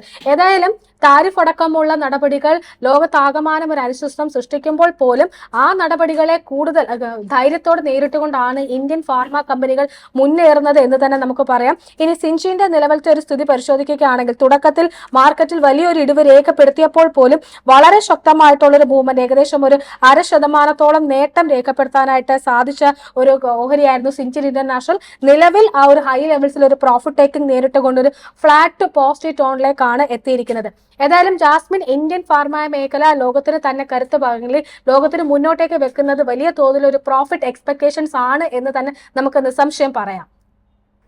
അനിലയാണ് ഇത്രയും ഡീറ്റെയിൽസ് നൽകിയത്. തീർച്ചയായിട്ടും അനില സൂചിപ്പിച്ചതുപോലെ തന്നെ ഒഴുക്കിനെതിരെ നീന്തുന്ന ഒരു ആഭ്യന്തര വിപണി അല്ലെങ്കിൽ ആഗോളതലത്തിൽ ഓവർനൈറ്റിൽ കാര്യങ്ങൾ അത്ര ശുഭകരമായിരുന്നില്ല, അത്ര പോസിറ്റീവ് ആയിരുന്നില്ല. But at the same time ഇന്ത്യയിലേക്ക് വരുന്ന സമയത്ത് ബെഞ്ച് മാർക്ക് ഇൻഡീസസുകളുടെ ഒക്കെ തന്നെ ഒരു നെഗറ്റിവിറ്റി കുറയ്ക്കാനായിട്ട് നമുക്ക് സാധിച്ചിട്ടുണ്ട്. ഇനി നമ്മൾ മറ്റൊരു സ്റ്റോക്കിലേക്ക് പോവുകയാണ്. തീർച്ചയായിട്ടും സൊമാറ്റോയെ സംബന്ധിച്ചിടത്തോളം ഇന്ന് വളരെ നിർണായകമായിട്ടുള്ള ഒരു ദിവസമാണ്. ഇന്ന് സൊമാറ്റോയുടെ ഒരു കോർപ്പറേറ്റ് നെയിം ചേഞ്ച് ഒക്കെ തന്നെ വന്നതിന് അവരുടെ ഇൻവെസ്റ്റേഴ്സിന്റെയും അതോടൊപ്പം തന്നെ ഓഹരി ഉടമകളുടെ ഒക്കെ തന്നെ അനുമതി ലഭിച്ചിരിക്കുന്നു. എറ്റേണൽ എന്ന് പറയുന്ന ഒരു കമ്പനിയാക്കി അല്ലെങ്കിൽ ആ ഒരു പേരിലേക്കാണ് മാറ്റുന്നത്. പക്ഷേ ഇതിനകത്ത് ശ്രദ്ധിക്കേണ്ട ഒരു കാര്യം, സൊമാറ്റോയുടെ ആപ്പിനോ ഫുഡ് ഡെലിവറി പ്ലാറ്റ്ഫോമിനോ ഒന്നും പേര് ബാധകമായിരിക്കില്ല. മറ്റ് പ്രധാനപ്പെട്ട ഡൈവേഴ്സിഫിക്കേഷൻ മോഡലിലേക്ക് കമ്പനി നീങ്ങുന്നത് കൊണ്ടാണ്, അവരുടെ ഒരു പ്രവർത്തന മേഖല വൈവിധ്യവൽക്കരിക്കുന്നതിന്റെ ഭാഗമായിട്ടാണ് ഈ ഒരു നെയിം ചേഞ്ച് എന്നാണ് അറിയിച്ചിരിക്കുന്നത്. സർ, സൊമാറ്റോയിലേക്ക് നോക്കുന്ന സമയത്ത് ക്വാർട്ടർലി നമ്പേഴ്സിലും അത്ര ഭേദപ്പെട്ട പ്രകടനം അവർക്ക് കാഴ്ചവെക്കാൻ സാധിച്ചിട്ടില്ല. ക്വിക്ക് കൊമേഴ്സ് പ്ലാറ്റ്ഫോംസ് ഓരോ ക്വാർട്ടറിലും 5000 കോടി രൂപയാണ് ബേൺ ചെയ്ത് കളയുന്നത് എന്ന് തന്നെയാണ് സൊമാറ്റോയുടെ സിഇഒ ആയിട്ടുള്ള ദീപീന്ദർ ഗോയൽ തന്നെ കഴിഞ്ഞ ഒരു അദ്ദേഹത്തിന്റെ പ്രസ്താവനയിൽ പറഞ്ഞിട്ടുണ്ടായിരുന്നത്. വൻ കോമ്പറ്റീഷനാണ്, മേഖലയിൽ പുതിയ കമ്പനികൾ വരുന്നു. അതോടൊപ്പം തന്നെ ഒരു അസറ്റ് ലൈറ്റ് മോഡൽ ബിസിനസ്സിൽ പ്രവർത്തിക്കുന്ന ഈ ഒരു കമ്പനിയെ സംബന്ധിച്ചിടത്തോളം തീർച്ചയായിട്ടും ആ ഒരു ഹൈ നിലവാരത്തിൽ നിന്നും സൊമാറ്റോയെ സംബന്ധിച്ചിടത്തോളം ഒരുപാട് താഴെയും എത്തിയിട്ടുണ്ട്. നിലവിൽ സൊമാറ്റോയെ സംബന്ധിച്ചിടത്തോളം എങ്ങനെയാണ് നമ്മൾ നോക്കിക്കാണേണ്ടത്? ജാസ്മിൻ, അതൊന്ന് എക്സ്പ്ലെയിൻ ചെയ്യുന്നതിന് മുമ്പേ തന്നെ നമുക്ക് ലൈവ് ഫീഡ്, വിഷ്ണുവിന്റെ ഒരു ലൈവ് ഫീഡ്, ഒരു ബ്രേക്കിംഗ് ന്യൂസ് നമ്മുടെ റിസർച്ച് ഡെസ്കിൽ നിന്ന് വരുന്നുണ്ട്. വിഷ്ണുവിന്റെ ഇൻഫർമേഷൻ അനുസരിച്ച് പറയുകയാണെങ്കിൽ ഒരുമാതിരി എന്താ പറയുക, എല്ലാ സെക്ടറൽ ഇൻഡിസസും, അതായത് മേജർ ആയിട്ടുള്ള എല്ലാ സെക്ടറൽ ഇൻഡിസസും ഒരു ചെറിയ ഒരു മൈനസിലാണ്. ആകെപ്പാടെ മീഡിയയും ഏതാണ്ട് മീഡിയ സെക്ടറും IT സെക്ടറും മാത്രമാണ് 1.5% ഡൗൺ. അത് സർപ്രൈസിംഗ് ആണ്. കാര്യം ഇന്ത്യൻ മാർക്കറ്റിൽ നമ്മളിപ്പോൾ ഇന്നലത്തെ US മാർക്കറ്റിന്റെ സംഭവം അനുസരിച്ചിട്ട് നമ്മൾ നോക്കുകയാണെങ്കിൽ, നമ്മളെല്ലാവരും മാർക്കറ്റ് കമന്ററി നമ്മൾ മാർക്കറ്റ് തുടങ്ങുന്നതിന് മുമ്പ് പറഞ്ഞത് നിഫ്റ്റി IT ഒരു 2.5-3% ഒരു ഫോളോ വരുമെന്നാണ്. ഇപ്പൊ നമ്മൾ കണ്ടിരിക്കുന്ന ടെക്നോളജി ഓറിയന്റഡ് ആയിട്ടുള്ള IT ഇൻഡെക്സും മീഡിയ ഇൻഡെക്സും വിഷ്ണുവിന്റെ ഇൻഫർമേഷൻ പ്രകാരമാണെങ്കിൽ ഏതാണ്ട് 1.5% താന്ന് 1% അടുത്തേക്ക് എത്തി. റിയാലിറ്റി 1.5% അപ്പാണ് എന്നുള്ളൊരു ഇൻഫർമേഷൻ ആണ് വിഷ്ണു ഇപ്പോൾ പാസ് ചെയ്ത് തരുന്ന ഒരു ഇൻഫർമേഷൻ. അത് കഴിഞ്ഞ് ജാസ്മിൻ ചോദിച്ച ചോദ്യത്തിലേക്ക് വരാം. അതായത് സൊമാറ്റോ എന്ന് പറയുന്ന ഒരു ബിസിനസിന്റെ ഓപ്പർച്യൂണിറ്റി നമുക്കറിയാം. അതൊരു ഡുവോപോളി ഇൻഡസ്ട്രിയാണ് ഇന്ത്യൻ സ്റ്റോക്ക് മാർക്കറ്റിലെ. കാര്യം രണ്ടുപേരും ലിസ്റ്റഡ് ആണ്. സെപ്റ്റോ ഒഴിച്ച് രണ്ടുപേരും അതിനകത്ത് ലിസ്റ്റഡ് ആണ്, സൊമാറ്റോയും സ്വിഗ്ഗിയും. നമ്മുടെ കൂടുതൽ പോപ്പുലാരിറ്റി കേരളത്തിലൊക്കെ സ്വിഗ്ഗിക്കാണെങ്കിൽ പോലും ഓൾ ഇന്ത്യ ലെവലിലും മാത്രമല്ല ആദ്യം തുടങ്ങിയെന്ന കമ്പനി എന്ന രീതിയിലും സൊമാറ്റോയ്ക്ക് കിട്ടിയിരിക്കുന്ന വാല്യുവേഷനും അതിനകത്ത് കിട്ടിയിരിക്കുന്ന പ്രോഫിറ്റബിലിറ്റിയെ വെച്ച് നോക്കുമ്പോൾ സ്വിഗ്ഗി അത്രയ്ക്ക് മാത്രം ഒരു പ്രോഫിറ്റബിലിറ്റി ആയിട്ടില്ല എന്ന് വേണം മനസ്സിലാക്കാൻ. ബട്ട് ഇവിടെ നമ്മൾ മനസ്സിലാക്കേണ്ട ഒരു കാര്യമുണ്ട് ജാസ്മിൻ. അതായത് ഈ കമ്പനിയുടെ നമ്മൾ നോക്കുകയാണെങ്കിൽ ഈസി എന്തൊക്കെ നമ്മൾ പറഞ്ഞാലും ഒരു റിലേറ്റീവ് വാല്യുവേഷൻ ആണ് മാർക്കറ്റിൽ, അല്ലെ? നമ്മൾ ഒരു സാധനം കൊള്ളാം എന്ന് പറയുന്നത് എന്ത് കണ്ടിട്ടാണ്? മറ്റൊരു സാധനത്തിനെ അപേക്ഷിച്ച്, അതായിട്ട് റിലേഷനിൽ കമ്പാരിസണിലാണ് നമ്മൾ നോക്കുമ്പോൾ ഒരു സ്റ്റോക്ക് അല്ലെങ്കിൽ ഒരു അസറ്റ് അട്രാക്റ്റീവ് ആണെന്ന് പറയുന്നത്. നമ്മൾ ഈ പറയുമ്പോൾ തന്നെ സൊമാറ്റോ എന്ന് പറയുന്ന ഒരു കമ്പനി ഉണ്ടല്ലോ. ഇപ്പൊ നമ്മൾ ഉദാഹരണത്തിന് പറയാം, ഇന്ത്യൻ മാർക്കറ്റിൽ നമ്മുടെ ഏതാണ്ട് ഇന്ത്യൻ എക്കണോമിയുടെ 80-85% പവർ റിക്വയർമെന്റ് തരുന്ന കോൾ ഇന്ത്യ പോലെ ഒരു കമ്പനി. ഈ കോൾ ഇന്ത്യ ഒരു കൊല്ലം അടയ്ക്കുന്ന ടാക്സ് ഉണ്ടല്ലോ, അതായത് ഒരു കൊല്ലം 2024-25 ഈ എന്ന് പറയുന്ന ആ ഒരു ഫിനാൻഷ്യൽ ഇയറിൽ അവരടയ്ക്കുന്ന ടാക്സിന്റെ എമൗണ്ട് പോലും ഇല്ല ഈ സൊമാറ്റോ എന്ന് പറയുന്ന കമ്പനിയുടെ റവന്യൂ. എന്നാൽ ഇത് രണ്ടും ഏതാണ്ട് അടുപ്പിച്ചടുപ്പിച്ച് വരുന്ന ഒരു മാർക്കറ്റ് ക്യാപ്പാണ്. അതിന്റെ സൈസ് ഇന്ത്യൻ മാർക്കറ്റിൽ നോക്കുകയാണെങ്കിൽ എനിക്കൊരു കൗണ്ടർ ക്വസ്റ്റ്യൻ ചോദിക്കാനുള്ളത്, ഇത് കണ്ടുകൊണ്ടിരിക്കുന്ന പ്രേക്ഷകർക്ക് ഓട്ടോമാറ്റിക്കലി ഒരു ചോദ്യം മനസ്സിൽ വരും. സൊമാറ്റോ ഒരു ബിസിനസ് മോഡൽ വേറെയാണ്, കോൾ ഇന്ത്യയുടെ ഒരു ബിസിനസ് മോഡൽ വേറെയാണ്. ഇത് തമ്മിലുള്ള ഒരു കമ്പാരിസൺ എന്തുകൊണ്ട് എന്നുള്ള ഒരു ചോദ്യത്തിന് വളരെ സെൻസിബിൾ ആയിട്ടുള്ള ചോദ്യമാണ്. അതായത് ഞാനും ഇത് പല സ്ഥലത്ത് ഇതേ എക്സാമ്പിൾ പല വേദികളിലും പറയാൻ നേരത്ത് എൻ്റെ അടുത്തും ഒരുപാട് പേര് ചോദിച്ചിട്ടുണ്ട്, എന്തിനാണ് ഇപ്പോൾ ഒരു ഫോറിൻ ഇൻസ്റ്റിറ്റ്യൂഷൻ ഇൻവെസ്റ്ററാണ് ഞാൻ വിചാരിക്കുക, എൻ്റെ അടുത്ത് ആരെങ്കിലും തലയിൽ തോക്ക് വെച്ചിട്ട് നിർബന്ധിക്കുന്നുണ്ടോ നിങ്ങൾ ഫുഡ് പ്ലാറ്റ്ഫോമിൽ മാത്രമേ പൈസ ഉണ്ടാക്കാവൂ? അവിടെ തരുന്ന ക്ലയൻസ് അല്ലെങ്കിൽ ഒരു FPIക്ക് ഇന്ത്യൻ മാർക്കറ്റിൽ ഇൻവെസ്റ്റ് ചെയ്ത് ഡെലിവറി ചെയ്യാൻ പറ്റുന്ന കമ്പനിയിൽ ചീപ്പ് വാല്യൂഷനിൽ കിട്ടുന്ന കമ്പനി ഇൻവെസ്റ്റ് ചെയ്യുക എന്നുള്ളതാണ് മാൻഡേറ്റ്.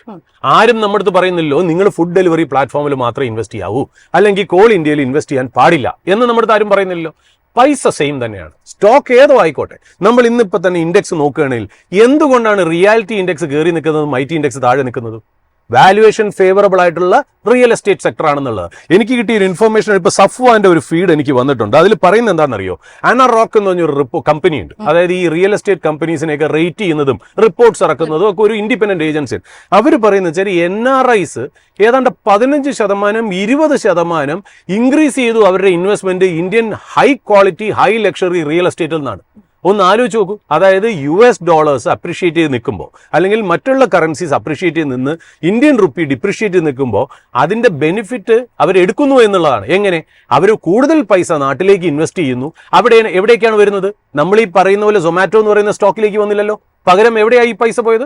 റിയൽ എസ്റ്റേറ്റിലേക്ക് പോയത്. Because they find that attractive compared to any other asset class എന്നാണ്. പൈസ എപ്പോഴും നമ്മൾ ഉപയോഗിക്കുന്ന എന്തിനാ? ഇപ്പൊ നമ്മൾ തന്നെ ഒരു സൂപ്പർ മാർക്കറ്റിൽ പോയി ഉപയോഗിക്കുന്ന എന്തിനാ?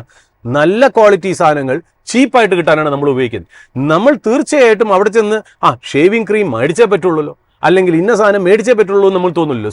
ഒരു കാര്യം നമ്മൾ എപ്പോഴും പറയാം, നമ്മൾ ലാസ്റ്റ് 4 കൊല്ലമായിട്ട് നമ്മൾ വിചാരിച്ചിരിക്കുന്ന ഒരു സിറ്റുവേഷൻ എന്താണെന്ന് വെച്ചാൽ എന്ത് വന്നാലും ഒരു ബിസിനസ് കയറും. അങ്ങനെയല്ല, വാല്യുവേഷൻ എപ്പോഴും ഒരു പാരാമീറ്റർ ആണ്. കാര്യം അങ്ങനെയാണെങ്കിൽ NVIDIA എന്ന് പറയുന്ന കമ്പനിയെ വെട്ടാൻ ലോകത്തൊരു കമ്പനിയില്ല. എന്തിന് NVIDIA ഇന്ന് 7% കറക്റ്റ് ചെയ്യണം? അപ്പൊ അതുകൊണ്ട് വാല്യുവേഷൻ എന്ന് പറയുന്നത് എന്നും അത് തന്നെയാണ്. Zomato continues to be a great business, but അതൊരു great investment at this price ആണോ എന്ന് ചോദിച്ചാൽ നമ്മൾ സംശയിക്കേണ്ടിയിരിക്കുന്നു. ഇതൊരു റെക്കമെൻഡേഷൻ ആയിട്ട് ആരും മനസ്സിൽ സൊമാറ്റോ ചിലപ്പോൾ ഇവിടുന്ന് പെർഫോം ചെയ്തേക്കാം. വീണ്ടും ഞങ്ങൾ പറയുന്നത് ശ്രദ്ധിച്ചു കേൾക്കുക, Zomato can be a great business, not necessarily be great investment at this price എന്നുള്ളതാണ് പറയാനുള്ളത്. ഏതായാലും സൊമാറ്റോയുടെ ഒരു ടെക്നിക്കൽ ആസ്പെക്ട്സിലേക്ക് കൂടി നമുക്ക് പോകേണ്ടതുണ്ട്. അതിനായിട്ട് വീണ്ടും ആനന്ദ് റിസർച്ച് ഡെസ്കിൽ നിന്ന് ജോയിൻ ചെയ്യുകയാണ്. സൊമാറ്റോയെ സംബന്ധിച്ചിടത്തോളം നമ്മൾ ഈ പറഞ്ഞതുപോലെ തന്നെ വാല്യുവേഷൻ കൺസേൺസ് ഒക്കെ നിലനിൽക്കുന്ന സാഹചര്യത്തിലും നിഫ്റ്റി 50 അടക്കം ഒരു സ്റ്റോക്ക് എത്തിപ്പെടുന്നു. ഏതായാലും ഇന്ന് ഈ ഒരു സ്റ്റോക്കിന്റെ ഒരു പെർഫോമൻസിലേക്ക് വരുന്ന സമയത്ത് ഒരു 3% കൂടുതലുള്ള ഒരു ഇടിവിലേക്കാണ് പോയിരിക്കുന്നത് എന്നാണ് കാണാൻ സാധിക്കുന്നത്. നിലവിൽ 203.97 രൂപ എന്നുള്ള ഒരു നിലവാരത്തിൽ ട്രേഡ് ചെയ്യുന്നു. ആനന്ദ്, സൊമാറ്റോയെ സംബന്ധിച്ചിടത്തോളം നിലവിൽ ടെക്നിക്കൽ ആസ്പെക്ട്സ് എങ്ങനെയാണുള്ളത്? ജാസ്മിൻ, സൊമാറ്റോ സംബന്ധിച്ച് നോക്കുകയാണെങ്കിൽ സൊമാറ്റോ നിലവിൽ ഏകദേശം ഓൾ ടൈം ഹൈയിൽ നിന്ന് അറൌണ്ട് 33% താഴെയാണ് നിലവിൽ ട്രേഡിംഗ് നടന്നുകൊണ്ടിരിക്കുന്നത്. ആൻഡ് ലാസ്റ്റ് ഒരു 4 days നമുക്ക് സൊമാറ്റോയിൽ വളരെ നല്ലൊരു സെൽ ഓഫും കൂടി നമുക്ക് സൊമാറ്റോയിൽ കാണാൻ സാധിക്കുന്നുണ്ട്. ലാസ്റ്റ് 4 days കൊണ്ട് മാത്രം സൊമാറ്റോ ഇടിഞ്ഞത് അറൌണ്ട് 12% ഒരു ഇടിവ് സൊമാറ്റോ തന്നിട്ടുണ്ട്. സൊമാറ്റോയുടെ ഒരു ടെക്നിക്കൽ ആസ്പെക്റ്റിലെ പ്രത്യേകത എന്ന് വെച്ച് കഴിഞ്ഞാൽ സൊമാറ്റോ മോസ്റ്റ്ലി ഒരു വീക്കിന്റെ ഫസ്റ്റ് ഹാഫ് നല്ലൊരു ബുള്ളിഷ് ട്രെൻഡ് ആണെങ്കിൽ ഒരു സെക്കൻഡ് ഹാഫ് മോസ്റ്റ്ലി ആ ഒരു ട്രെൻഡ് എല്ലാം ആ ഒരു ബുള്ളിഷ്നെസ് എല്ലാം ഒരു വളരെ സ്ട്രോങ് സെൽ ഓഫ് നമുക്ക് ഒരു towards second half of the week നമുക്ക് സൊമാറ്റോയിൽ കാണാൻ സാധിക്കും.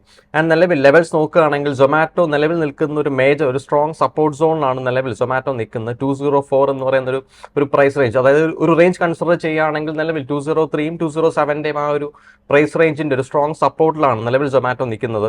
ആ ഒരു സപ്പോർട്ട് ബ്രേക്ക് ചെയ്യുകയാണെങ്കിൽ നമുക്ക് വീണ്ടും ഒരു വളരെ സ്ട്രോങ് സെൽ ഓഫ് നമുക്ക് സൊമാറ്റോയിൽ കാണാൻ സാധിക്കും. അത് ബ്രേക്ക് ചെയ്യുകയാണെങ്കിൽ നിലവിൽ ഒരു സപ്പോർട്ട് ലെവലായിട്ട് കാണാൻ സാധിക്കുന്ന 174 rupees, അറൌണ്ട് 174 to 170 എന്ന് പറയുന്ന ആ ഒരു പ്രൈസ് റേഞ്ചാണ് ഒരു നെക്സ്റ്റ് ഷോർട്ട് ടേം സപ്പോർട്ടായിട്ട് കണക്കാക്കാൻ സാധിക്കുന്നത്. ആൻഡ് ബുള്ളിഷ് സൈഡിലേക്ക് നോക്കുകയാണെങ്കിൽ ഒരു മേജർ റെസിസ്റ്റൻസ് ആയിട്ട് കാണാൻ സാധിക്കുന്നത് 240 റുപ്പീസ്. 240 റുപ്പീസ് നമുക്കൊരു വളരെ സ്ട്രോങ് റെസിസ്റ്റൻസ് ആയിട്ട് നമുക്ക് സൊമാറ്റോയിൽ കാണാൻ സാധിക്കുന്നുണ്ട്. ആൻഡ് ഒരു ഇൻട്രാഡേ പെർസ്പെക്റ്റീവിലേക്ക് കൂടി നോക്കുകയാണെങ്കിൽ സൊമാറ്റോ നിലവിൽ ഒരു ഫസ്റ്റ് അവറിൽ തന്നെ ഒരു വളരെ സ്ട്രോങ് സെൽ ഓഫ് നമുക്ക് കാണാൻ സാധിക്കുന്നുണ്ട് സൊമാറ്റോയിൽ. ആൻഡ് ഒരു ഇൻട്രാഡേ റെസിസ്റ്റൻസ് ആയിട്ട് നമുക്ക് കണക്കാക്കാൻ സാധിക്കുന്നത് 208 ആൻഡ് സപ്പോർട്ടായിട്ട് നമുക്ക് കണക്കാക്കാൻ സാധിക്കുന്നത് 202 റുപ്പീസുമാണ് ജാസ്മിൻ. ആനന്ദ്, ഇന്നിപ്പോൾ നമ്മൾ തീർച്ചയായിട്ടും ഡിസ്കസ് ചെയ്തിരിക്കേണ്ട ഒരു പ്രധാനപ്പെട്ട ഒരു സ്റ്റോക്ക് ഇൻഡസ്ഇൻഡ് ബാങ്ക് തന്നെയാണ്. ഇടിവിൽ നിന്നും കൂടുതൽ ഇടിവിലേക്ക് പോകുന്നു. അതിന്റെ ഒരു ചാർട്ട് കൂടി എടുത്തോളൂ. ഏതായാലും ഇൻഡസ്ഇൻഡ് ബാങ്കിനെ സംബന്ധിച്ചിടത്തോളം 21% ഇടിവ് പോയിരിക്കുകയാണ്. ഈ ഒരു സ്റ്റോക്കിൽ കവറേജ് ഉള്ള പ്രധാനപ്പെട്ട അനലിസ്റ്റുകളൊക്കെ തന്നെ ഒരു ഡൗൺഗ്രേഡ് റേറ്റിംഗ് കൂടി നൽകിയിരിക്കുന്നു സ്റ്റോക്കിനെ സംബന്ധിച്ചിടത്തോളം. ഈ ഒരു സ്റ്റോക്കിന്റെ നിലവിലെ ഒരു പെർഫോമൻസിനെ എങ്ങനെയാണ് വിലയിരുത്തുന്നത്?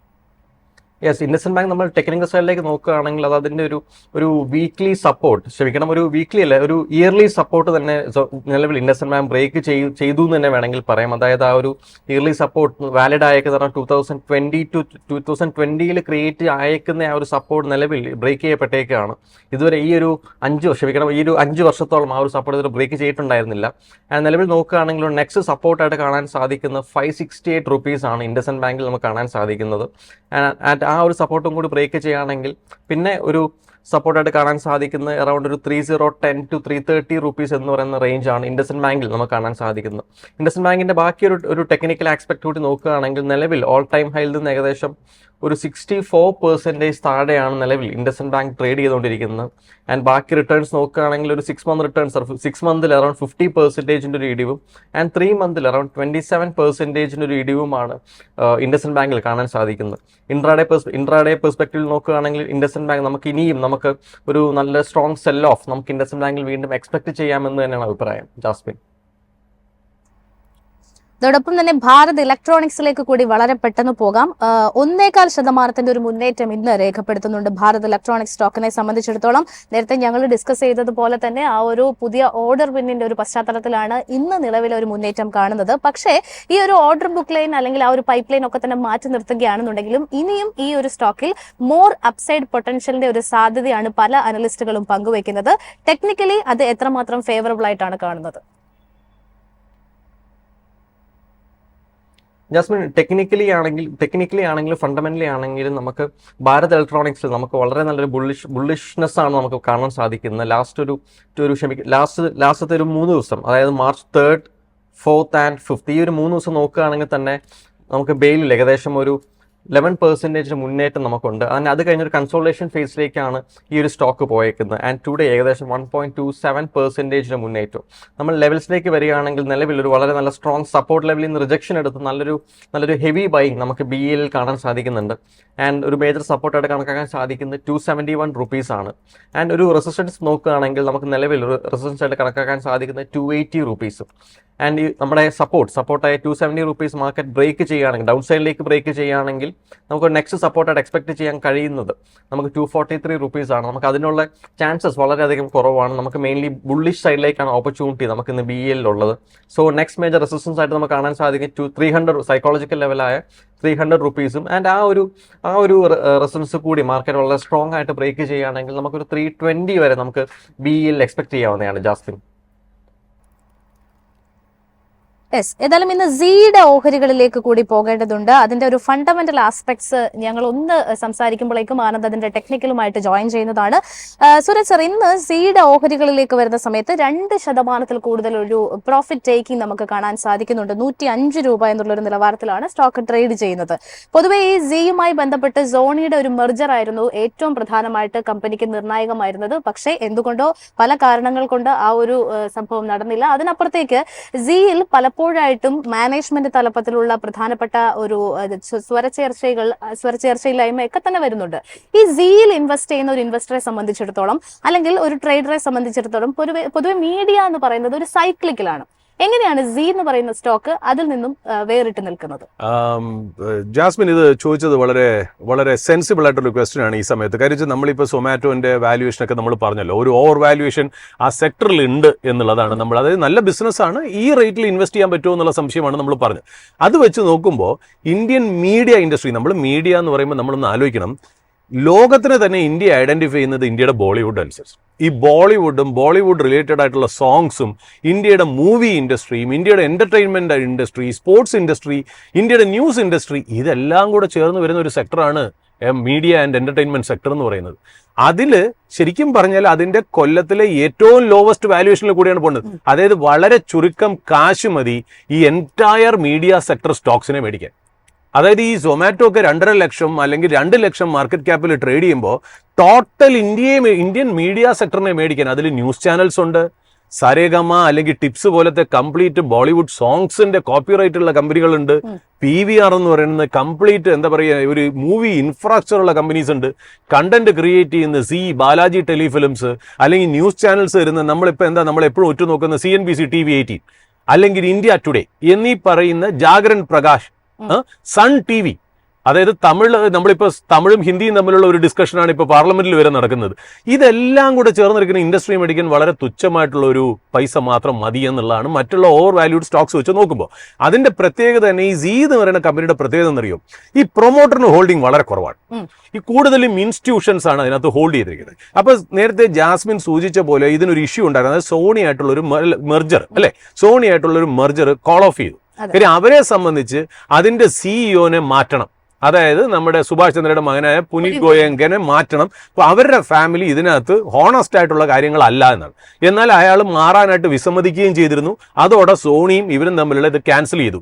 എനിക്ക് തോന്നുന്നു ഇൻവെസ്കോ എന്ന് പറയുന്ന ഒരു പ്രൈവറ്റ് ഇക്വിറ്റി ആണെന്ന് തോന്നുന്നത് ഡിമാൻഡ് ചെയ്ത് ഷെയർ ഹോൾഡർ ആക്ടിവിസം ഒക്കെ വേണം എന്നുള്ള രീതിയിലേക്ക് അവർ പറഞ്ഞത്. ഇതിനകത്ത് 4% 4.5% എങ്ങാണ്ടേ ഉള്ളൂ പുനീത് ഗോയങ്കയ്ക്ക് ഇതിനകത്തൊരു ഹോൾഡിംഗ്. റൈറ്റ്. അടുത്ത കാലത്ത് കഴിഞ്ഞ ആഴ്ച അദ്ദേഹത്തിന്റെ ഒരു ഇന്റർവ്യൂ വന്നിരുന്നു. അതിനകത്ത് സ്പെസിഫിക് ആയിട്ട് ഇന്റർവ്യൂ ചെയ്യുന്ന വ്യക്തി അതിനകത്ത് ചോദിച്ചിരുന്നു, ഈ പറയുന്നത് നിങ്ങൾ സോണിയായിട്ട് മെർജർ കോൾ ഓഫ് ചെയ്തു, എന്താണ് നിങ്ങളുടെ കമ്പനി ഇങ്ങനെ ഡിപ്രസ്ഡ് ആയിട്ട് കിടക്കുന്നത്? അപ്പൊ അദ്ദേഹം പറഞ്ഞു വെച്ചാൽ ഞങ്ങൾ ഈ മെർജറിന് വേണ്ടിയിട്ട് ZEE5 എന്ന് പറഞ്ഞൊരു OTT പ്ലാറ്റ്ഫോം ഉണ്ട്, അതിന് വേണ്ടിയിട്ട് ആവശ്യത്തിനേക്കാളും കൂടുതൽ പൈസ ഇൻവെസ്റ്റ് ചെയ്തു, എന്നാൽ മെർജർ ഒട്ടും നടന്നുമില്ല. ഞങ്ങൾ ഒരുപാട് പൈസ ടു സൂൺ ടു മച്ച് ഞങ്ങൾ ഇൻവെസ്റ്റ് ചെയ്തു എന്നാണ് അദ്ദേഹം പറഞ്ഞത്. ഇനിയിപ്പോൾ അതൊക്കെ കുറച്ച് പ്രോഫിറ്റബിലിറ്റിയിലെ പാത്തിലേക്ക് കയറുകയാണ്, ഞാൻ അത് പ്രോഫിറ്റബിൾ ആക്കാതെ ഈ കമ്പനിയിൽ നിന്ന് പുറത്തേക്ക് ഇറങ്ങില്ല എന്നുള്ളൊരു ന്യൂസും വന്നിരുന്നു. അതോടുകൂടി സ്റ്റോക്ക് 89 രൂപ വരെ ടച്ച് ചെയ്തിട്ട് തിരിച്ച് അവിടുന്ന് ഒരു ടേൺ ചെയ്ത് 105 രൂപയിലേക്ക്, ഏതാണ്ട് 105-107 രൂപയിലേക്ക് വെറും ഒരാഴ്ച കൊണ്ട്. സ്റ്റോക്ക് മാർക്കറ്റിൽ നമ്മൾ എല്ലാ നെഗറ്റിവിറ്റിയും പറഞ്ഞുകൊണ്ടിരിക്കുമ്പോഴും Z89 നിന്ന് ഏതാണ്ട് ഒരു 10-15% റിട്ടേൺ തന്നു. അതിന്റെ പുറകിൽ തന്നെ പ്രൊമോട്ടർ എന്ന് പറയപ്പെടുന്ന പുനീത് ഗോയങ്ക വീണ്ടും ഷെയർ മാർക്കറ്റിൽ നിന്ന് മേടിച്ചു, കോൺഫിഡൻസ് എക്സ്പ്രസ് ചെയ്തു എന്നുള്ളതും കൂടെ നമ്മൾ മനസ്സിലാക്കേണ്ടതാണ്. സോ ഫണ്ടമെന്റലി ഈ ശരിക്കും പറഞ്ഞാൽ സീക്ക് ഈ പ്രൊമോട്ടറിന്റെ ഒരു നെഗറ്റിവിറ്റി ഒഴിച്ചു കഴിഞ്ഞാൽ അത് അഡ്രസ് ചെയ്യുന്ന മാർക്കറ്റ് വളരെ ഹൈ ആണ്. അത്രയ്ക്ക് ഗ്രേറ്റ് ഫിനാൻഷ്യൽസ് ആണ് ആ കമ്പനിയുടെ ഇതൊന്നും പറയാൻ ഞാൻ ചാൻസ് ഇല്ല, എങ്കിലും ഒരു എബവ് ആവറേജ് ഫിനാൻഷ്യൽസ് ആണ് കമ്പനിക്ക്. ആ കമ്പനിയുടെ നെഗറ്റിവിറ്റി തന്നെ അത് പുനീത് ഗോയങ്ക എന്ന് പറയുന്ന ഒരാളാണെന്നാണ് പറയുന്നത്. പക്ഷേ പുനീത് ഗോയങ്ക ഇപ്പൊ ഏതാണ്ട് തരുന്ന ഇന്റർവ്യൂലൊക്കെ പറയുന്നത് വെച്ചാൽ എനിക്ക് ഉള്ള ബാഡ് റെപ്യൂട്ടേഷൻ മാറ്റിയെടുക്കണം, ഞാൻ അത് മാറ്റിയെടുക്കും എന്നാണ് പറയുന്നത്. അത് സ്റ്റോക്ക് പ്രൈസിനെ സംബന്ധിച്ച് 89 രൂപയിൽ നിന്ന് അത് തിരിഞ്ഞ് 105 എത്തിയിട്ടുണ്ട്. ആനന്ദിന്റെ അതിന്റെ ടെക്നിക്കൽ ലെവൽസ് അറിയാൻ ഞാനും ആഗ്രഹിക്കുന്നു. ജാസ്മിൻ, ആനന്ദ്, ഏതാണ്ട് ഇതിന്റെ ഒരു പെർഫോമൻസ്, സിയുടെ പെർഫോമൻസ് നോക്കുന്ന സമയത്ത് പീക്കിൽ നിന്ന് 50% കൂടുതൽ കറക്റ്റ് ചെയ്തിട്ടുള്ള ഒരു സ്റ്റോക്കാണ്. നിലവിലെ ഒരു ടെക്നിക്കൽ ഇൻഡിക്കേഷൻസ് എങ്ങനെയാണ്? ആൻഡ് ജാസ്മിൻ സൂചിച്ചപ്പോൾ തന്നെ പീക്കിൽ നിന്ന് എബവ് 50% കറക്റ്റും ചെയ്തിട്ടുണ്ട്. ലിസ്റ്റ് ചെയ്ത പ്രൈസിനേക്കാളും താഴെയാണ് നിലവിൽ ട്രേഡിംഗ് നടന്നുകൊണ്ടിരിക്കുന്നത്. അതായത് 105 റുപ്പീസിലാണ് നിലവിൽ സിയിൽ ട്രേഡിംഗ് നടന്നുകൊണ്ടിരിക്കുന്നത്. സിയുടെ അണ്ടർടോൺ നോക്കുകയാണെങ്കിൽ വളരെ സ്ട്രോങ് ബെയറിഷ് സെന്റിമെന്റ് ആണ് നമുക്ക് സിന്റെ ഒരു അണ്ടർടോൺ നമുക്ക് കാണാൻ സാധിക്കുന്നത്. ആൻഡ് നോക്കുകയാണെങ്കിൽ ലാസ്റ്റ് വീക്ക് നമുക്ക് സിയിൽ വളരെ നല്ലൊരു ബുള്ളിഷ്, അതായത് 11% റിട്ടേൺ നമുക്ക് സ്റ്റോക്ക് തന്നിട്ടുണ്ട്.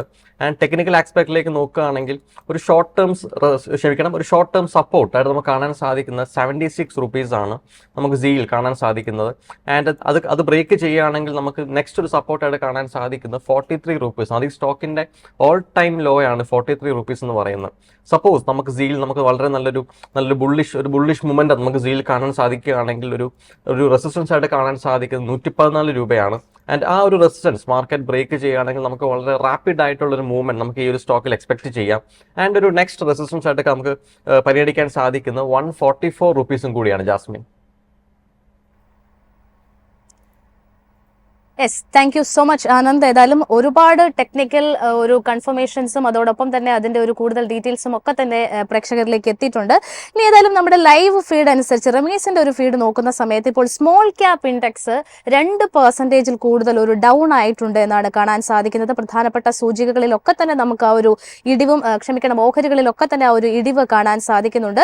എസ്പെഷ്യലി ത്രിവേണി ടർബൈനൊക്കെ 6% കൂടുതൽ ഇടിഞ്ഞിരിക്കുന്നു. RBL bank 3.5% ഇടിഞ്ഞിരിക്കുന്നു. BEML, garden reach, Birla soft, അതോടൊപ്പം തന്നെ ബ്ലൂ സ്റ്റാർ തുടങ്ങിയ ഓഹരികളിലൊക്കെ തന്നെ ഒരു പ്രോഫിറ്റ് ടേക്കിംഗ് ആണ് കാണാൻ സാധിക്കുന്നത്. ഇപ്പോൾ 1.23% നിലവിലെ ഒരു ഇടിവ് എന്ന് പറയുന്നത്. നിഫ്റ്റി സ്മോൾ ക്യാപ്പ് ഇൻഡെക്സിനെ സാർ എങ്ങനെയാണ് വിലയിരുത്തുന്നത്? ജാസ്മിൻ, ഏറ്റവും കോൺട്രവേഴ്ഷ്യൽ ആയിട്ട് നമ്മൾ ഈ controversial man in the pack എന്ന് പറയുന്നത് എന്നും സ്മോൾ ക്യാപ്പ് ആയിരിക്കും. കാര്യം വെച്ചാൽ എല്ലാവർക്കും സ്മോൾ ക്യാപ്പ് സ്റ്റോക്കുകൾ മതി, എന്നാൽ സ്മോൾ ക്യാപ്പിലാണ് ഏറ്റവും കൂടുതൽ ഹയർ വാല്യൂഷൻ കാണപ്പെടുന്നു എന്നുള്ളത്. ഇന്ത്യൻ മാർക്കറ്റ് ഞാനൊരു ഇൻവെസ്റ്ററും കൂടെയാണ് ഇന്ത്യൻ മാർക്കറ്റിൽ. ഞാൻ പ്രത്യേകിച്ച് ഒരു കാര്യം പറയട്ടെ, ഞാൻ ഒരിക്കലും ഒരു സ്റ്റോക്കുകളെയോ ബിസിനസ്സുകളെയോ, ഇപ്പം സ്റ്റോക്കിനെയല്ലേ നമുക്ക് സ്മോൾ ക്യാപ്പ് ലാർജ് ക്യാപ്പ് എന്നൊക്കെ വിളിക്കാൻ പറ്റുള്ളൂ, ബിസിനസ്സുകളെ നമുക്ക് അങ്ങനെ വിളിക്കാൻ പറ്റില്ലല്ലോ. Large business and small business കേരളത്തിൽ നമ്മൾ കാണുന്നതൊക്കെ റിലയൻസ് പോലത്തെ ഒരു ലാർജ് ബിസിനസ് വെച്ച് നോക്കുമ്പോൾ ചെറിയൊരു ബിസിനസ്സുകളാണ് എന്ന് പറഞ്ഞ ബിസിനസ്സുകൾ മോശമല്ല അല്ലേ. ചെറിയ ബിസിനസ്സുകളും നല്ല ഫ്ലറിഷ് ചെയ്യുന്നതും നല്ല മാർക്കറ്റ് ഷെയർ ഉള്ളതും നല്ല ഒരു ഇൻഡസ്ട്രി ഗ്രോത്തും ഒക്കെ കാണിക്കുന്ന കമ്പനികൾ ഇഷ്ടംമാരിയുണ്ട്. ഇവിടെ ജനങ്ങൾ നോക്കുന്ന കാര്യം അല്ലെങ്കിൽ ഒരു ഇൻവെസ്റ്റർ ശ്രദ്ധിക്കേണ്ട കാര്യം, ഈ ഇൻഡെക്സിനെ നോക്കി നിങ്ങൾ ഒരിക്കലും പെരുമാറരുത്. അങ്ങനെ നോക്കുമ്പോൾ തീർച്ചയായിട്ടും ഒരു വാല്യുവേഷൻ ബേസിസിൽ, അതായത് ഈ സ്മോൾ ക്യാപ്പ് ഇൻഡെക്സിലെ ഭൂരിഭാഗം സ്റ്റോക്സും അൺനാച്ചുറൽ വാല്യുവേഷനിലാണ് ട്രേഡ് ചെയ്യുന്നത്. അത് എന്തുകൊണ്ടാണെന്നറിയോ? പലതിനും പ്രോഫിറ്റ് ഇല്ല. നമ്മൾ ജനങ്ങൾ ശ്രദ്ധിക്കുന്നുണ്ടോ എന്ന് നമുക്കറിയില്ല. ഒരു കഥയാണ് നമ്മൾ ശരിക്കും പറഞ്ഞാൽ സ്മോൾ ക്യാപ്പിന്റെ പുറകെ പോകുന്നത്. ഇപ്പം നമ്മളിപ്പോൾ ഒരു അൾട്രാടെക് സിമെന്റ്, ഞാനൊരു എക്സാമ്പിൾ ആയിട്ട് പറയാം. അൾട്രാടെക് സിമെന്റ് എന്താണെന്ന് വെച്ചാൽ സിമെന്റ് മേക്കിംഗ് കമ്പനിയാണ്. ആ സിമെന്റ് മേക്കിംഗ് കമ്പനിയുടെ ഫാക്ടറി എവിടെയെന്ന് വെച്ചാൽ അത് ചൂണ്ടിക്കാണിക്കാൻ പറ്റും. ആ ഫാക്ടറി ഉണ്ടാക്കാനായിട്ട് എത്ര രൂപ ഇൻവെസ്റ്റ് ചെയ്തു, ഇന്ന് ആ ഫാക്ടറി എടുത്ത് വിറ്റാൽ അതിന്റെ റീപ്ലേസ്മെന്റ് കോസ്റ്റ് എത്രയാന്നൊക്കെ പറയാൻ പറ്റുന്നതാണ് ഒരു വാല്യുവേഷൻ എന്ന് പറയുന്നത്. പക്ഷെ അടുത്ത കാലത്ത് ഇന്ത്യൻ മാർക്കറ്റിൽ SME IPO വഴി ലിസ്റ്റ് ചെയ്ത പല സ്മോൾ ക്യാപ്പ് സ്റ്റോക്സിനും പറയാനായിട്ട് ഒരു പ്രോഫിറ്റ് പോലും ഇല്ലെന്നുള്ളതാണ്. ചിലപ്പോൾ അട്രാക്റ്റീവ് സ്റ്റോറി ആയിരിക്കും, ഞങ്ങൾ അത് ചെയ്യാൻ പോകുന്നു, ഇത് ചെയ്യാൻ പോകുന്നു, ആർട്ടിഫിഷ്യൽ ഇന്റലിജൻസ്, ഇതൊക്കെ പറയുന്നതല്ലാതെ സർഫസ് സ്ക്രാച്ച് ചെയ്ത് നമ്മൾ ഉള്ളിലേക്ക് പോകുമ്പോൾ പല കമ്പനിക്കും ഒരു ഏർണിങ്സ് പോലും ഇല്ല. സത്യം പറഞ്ഞാൽ അവർക്കൊരു പ്ലാൻ പോലും ഇല്ല എന്നുള്ളതാണ്. അതുകൊണ്ട് ഒരു ലാർജർ ഇൻഡെക്സ് എന്നുള്ള രീതിയിൽ നോക്കാതെ ഇൻഡിവിജ്വൽ ആയിട്ടുള്ള ബിസിനസ്സുകൾ ആദ്യം അനലൈസ് ചെയ്യുക. അതിനകത്ത് തന്നെ തീർച്ചയായിട്ടും വളരെ ഹൈ ക്വാളിറ്റി ബിസിനസ്സുകളുണ്ട്. അതിൻ്റെ പല ഷെയറിൻ്റെ പ്രൈസസും വളരെ അട്രാക്റ്റീവാണ്. അത് മാത്രം സെലക്ട് ചെയ്ത് ഒരു ഇൻവെസ്റ്റർ മുന്നോട്ട് പോവുക. സ്മോൾ ക്യാപ്പ് എന്ന് പറഞ്ഞാൽ എടുത്തു ചാടാതിരിക്കുക, അല്ലെങ്കിൽ എല്ലാ സ്മോൾ ക്യാപ്പും നല്ലതാണെന്നുള്ള ധാരണ മാറ്റിവെക്കുക. സ്മോൾ ക്യാപ്പുകളെ ഇൻഡിവിജ്വലി ഐഡന്റിഫൈ ചെയ്യുക, അതിൻ്റെ ബിസിനസ് ആദ്യം പഠിക്കുക. വലിയ രീതിയിലൊന്നും പഠിക്കേണ്ട, അതായത് ടെക്നിക്കലിയും ഫണ്ടമെന്റലിയും പഠിക്കുന്നത്, അത് പ്രോഫിറ്റ് ഉണ്ടോ, അതിന് കടമുണ്ടോ എന്നെങ്കിലും മാത്രം അന്വേഷിച്ച് അതിൻ്റെ ഓപ്പർച്യൂണിറ്റി കണ്ട് മുന്നോട്ട് പോവുക എന്ന് മാത്രമേ നമ്മുടെ ഡെസ്കിൽ നിന്ന് നമുക്കൊരു ഇൻഫർമേഷൻ കൊടുക്കാൻ പറ്റുള്ളൂ. യെസ്, ഏതായാലും ഇത്രയും നേരം നമ്മൾ സംസാരിച്ചത് ഇതൊന്നും തന്നെ ഒരു സ്റ്റോക്ക് അഡ്വൈസോ റെക്കമെൻഡേഷനോ ഒന്നുമല്ല. ഇത് നമ്മളുടെ ഒരു അഭിപ്രായങ്ങൾ മാത്രമാണ്. തീർച്ചയായിട്ടും ഒരു സെബി രജിസ്റ്റേർഡ് അനലിസ്റ്റിനെ സമീപിച്ചതിന് മാത്രം നിങ്ങളുടെ നിക്ഷേപങ്ങളൊക്കെ തന്നെ നടത്തുക. ഏതായാലും ഓപ്പണിംഗ് അവേഴ്സിന്റെ ഈ ഒരു ടൈം നമുക്ക് വൈൻഡ് അപ്പ് ചെയ്യേണ്ടതുണ്ട്. കൂടുതൽ വാർത്തകളും അതോടൊപ്പം തന്നെ ടെക്നിക്കൽ ആസ്പെക്ട്സും ഒക്കെ ആയിട്ട് മൈഫിൻ ടീം വീണ്ടും നിങ്ങളിലേക്ക് എത്തുന്നതാണ്. അടുത്ത ഒരു മണിക്കൂറിൽ അപ്ഡേറ്റ്സുമായിട്ട് നിഖിൽ നിങ്ങളോടൊപ്പം ജോയിൻ ചെയ്യും.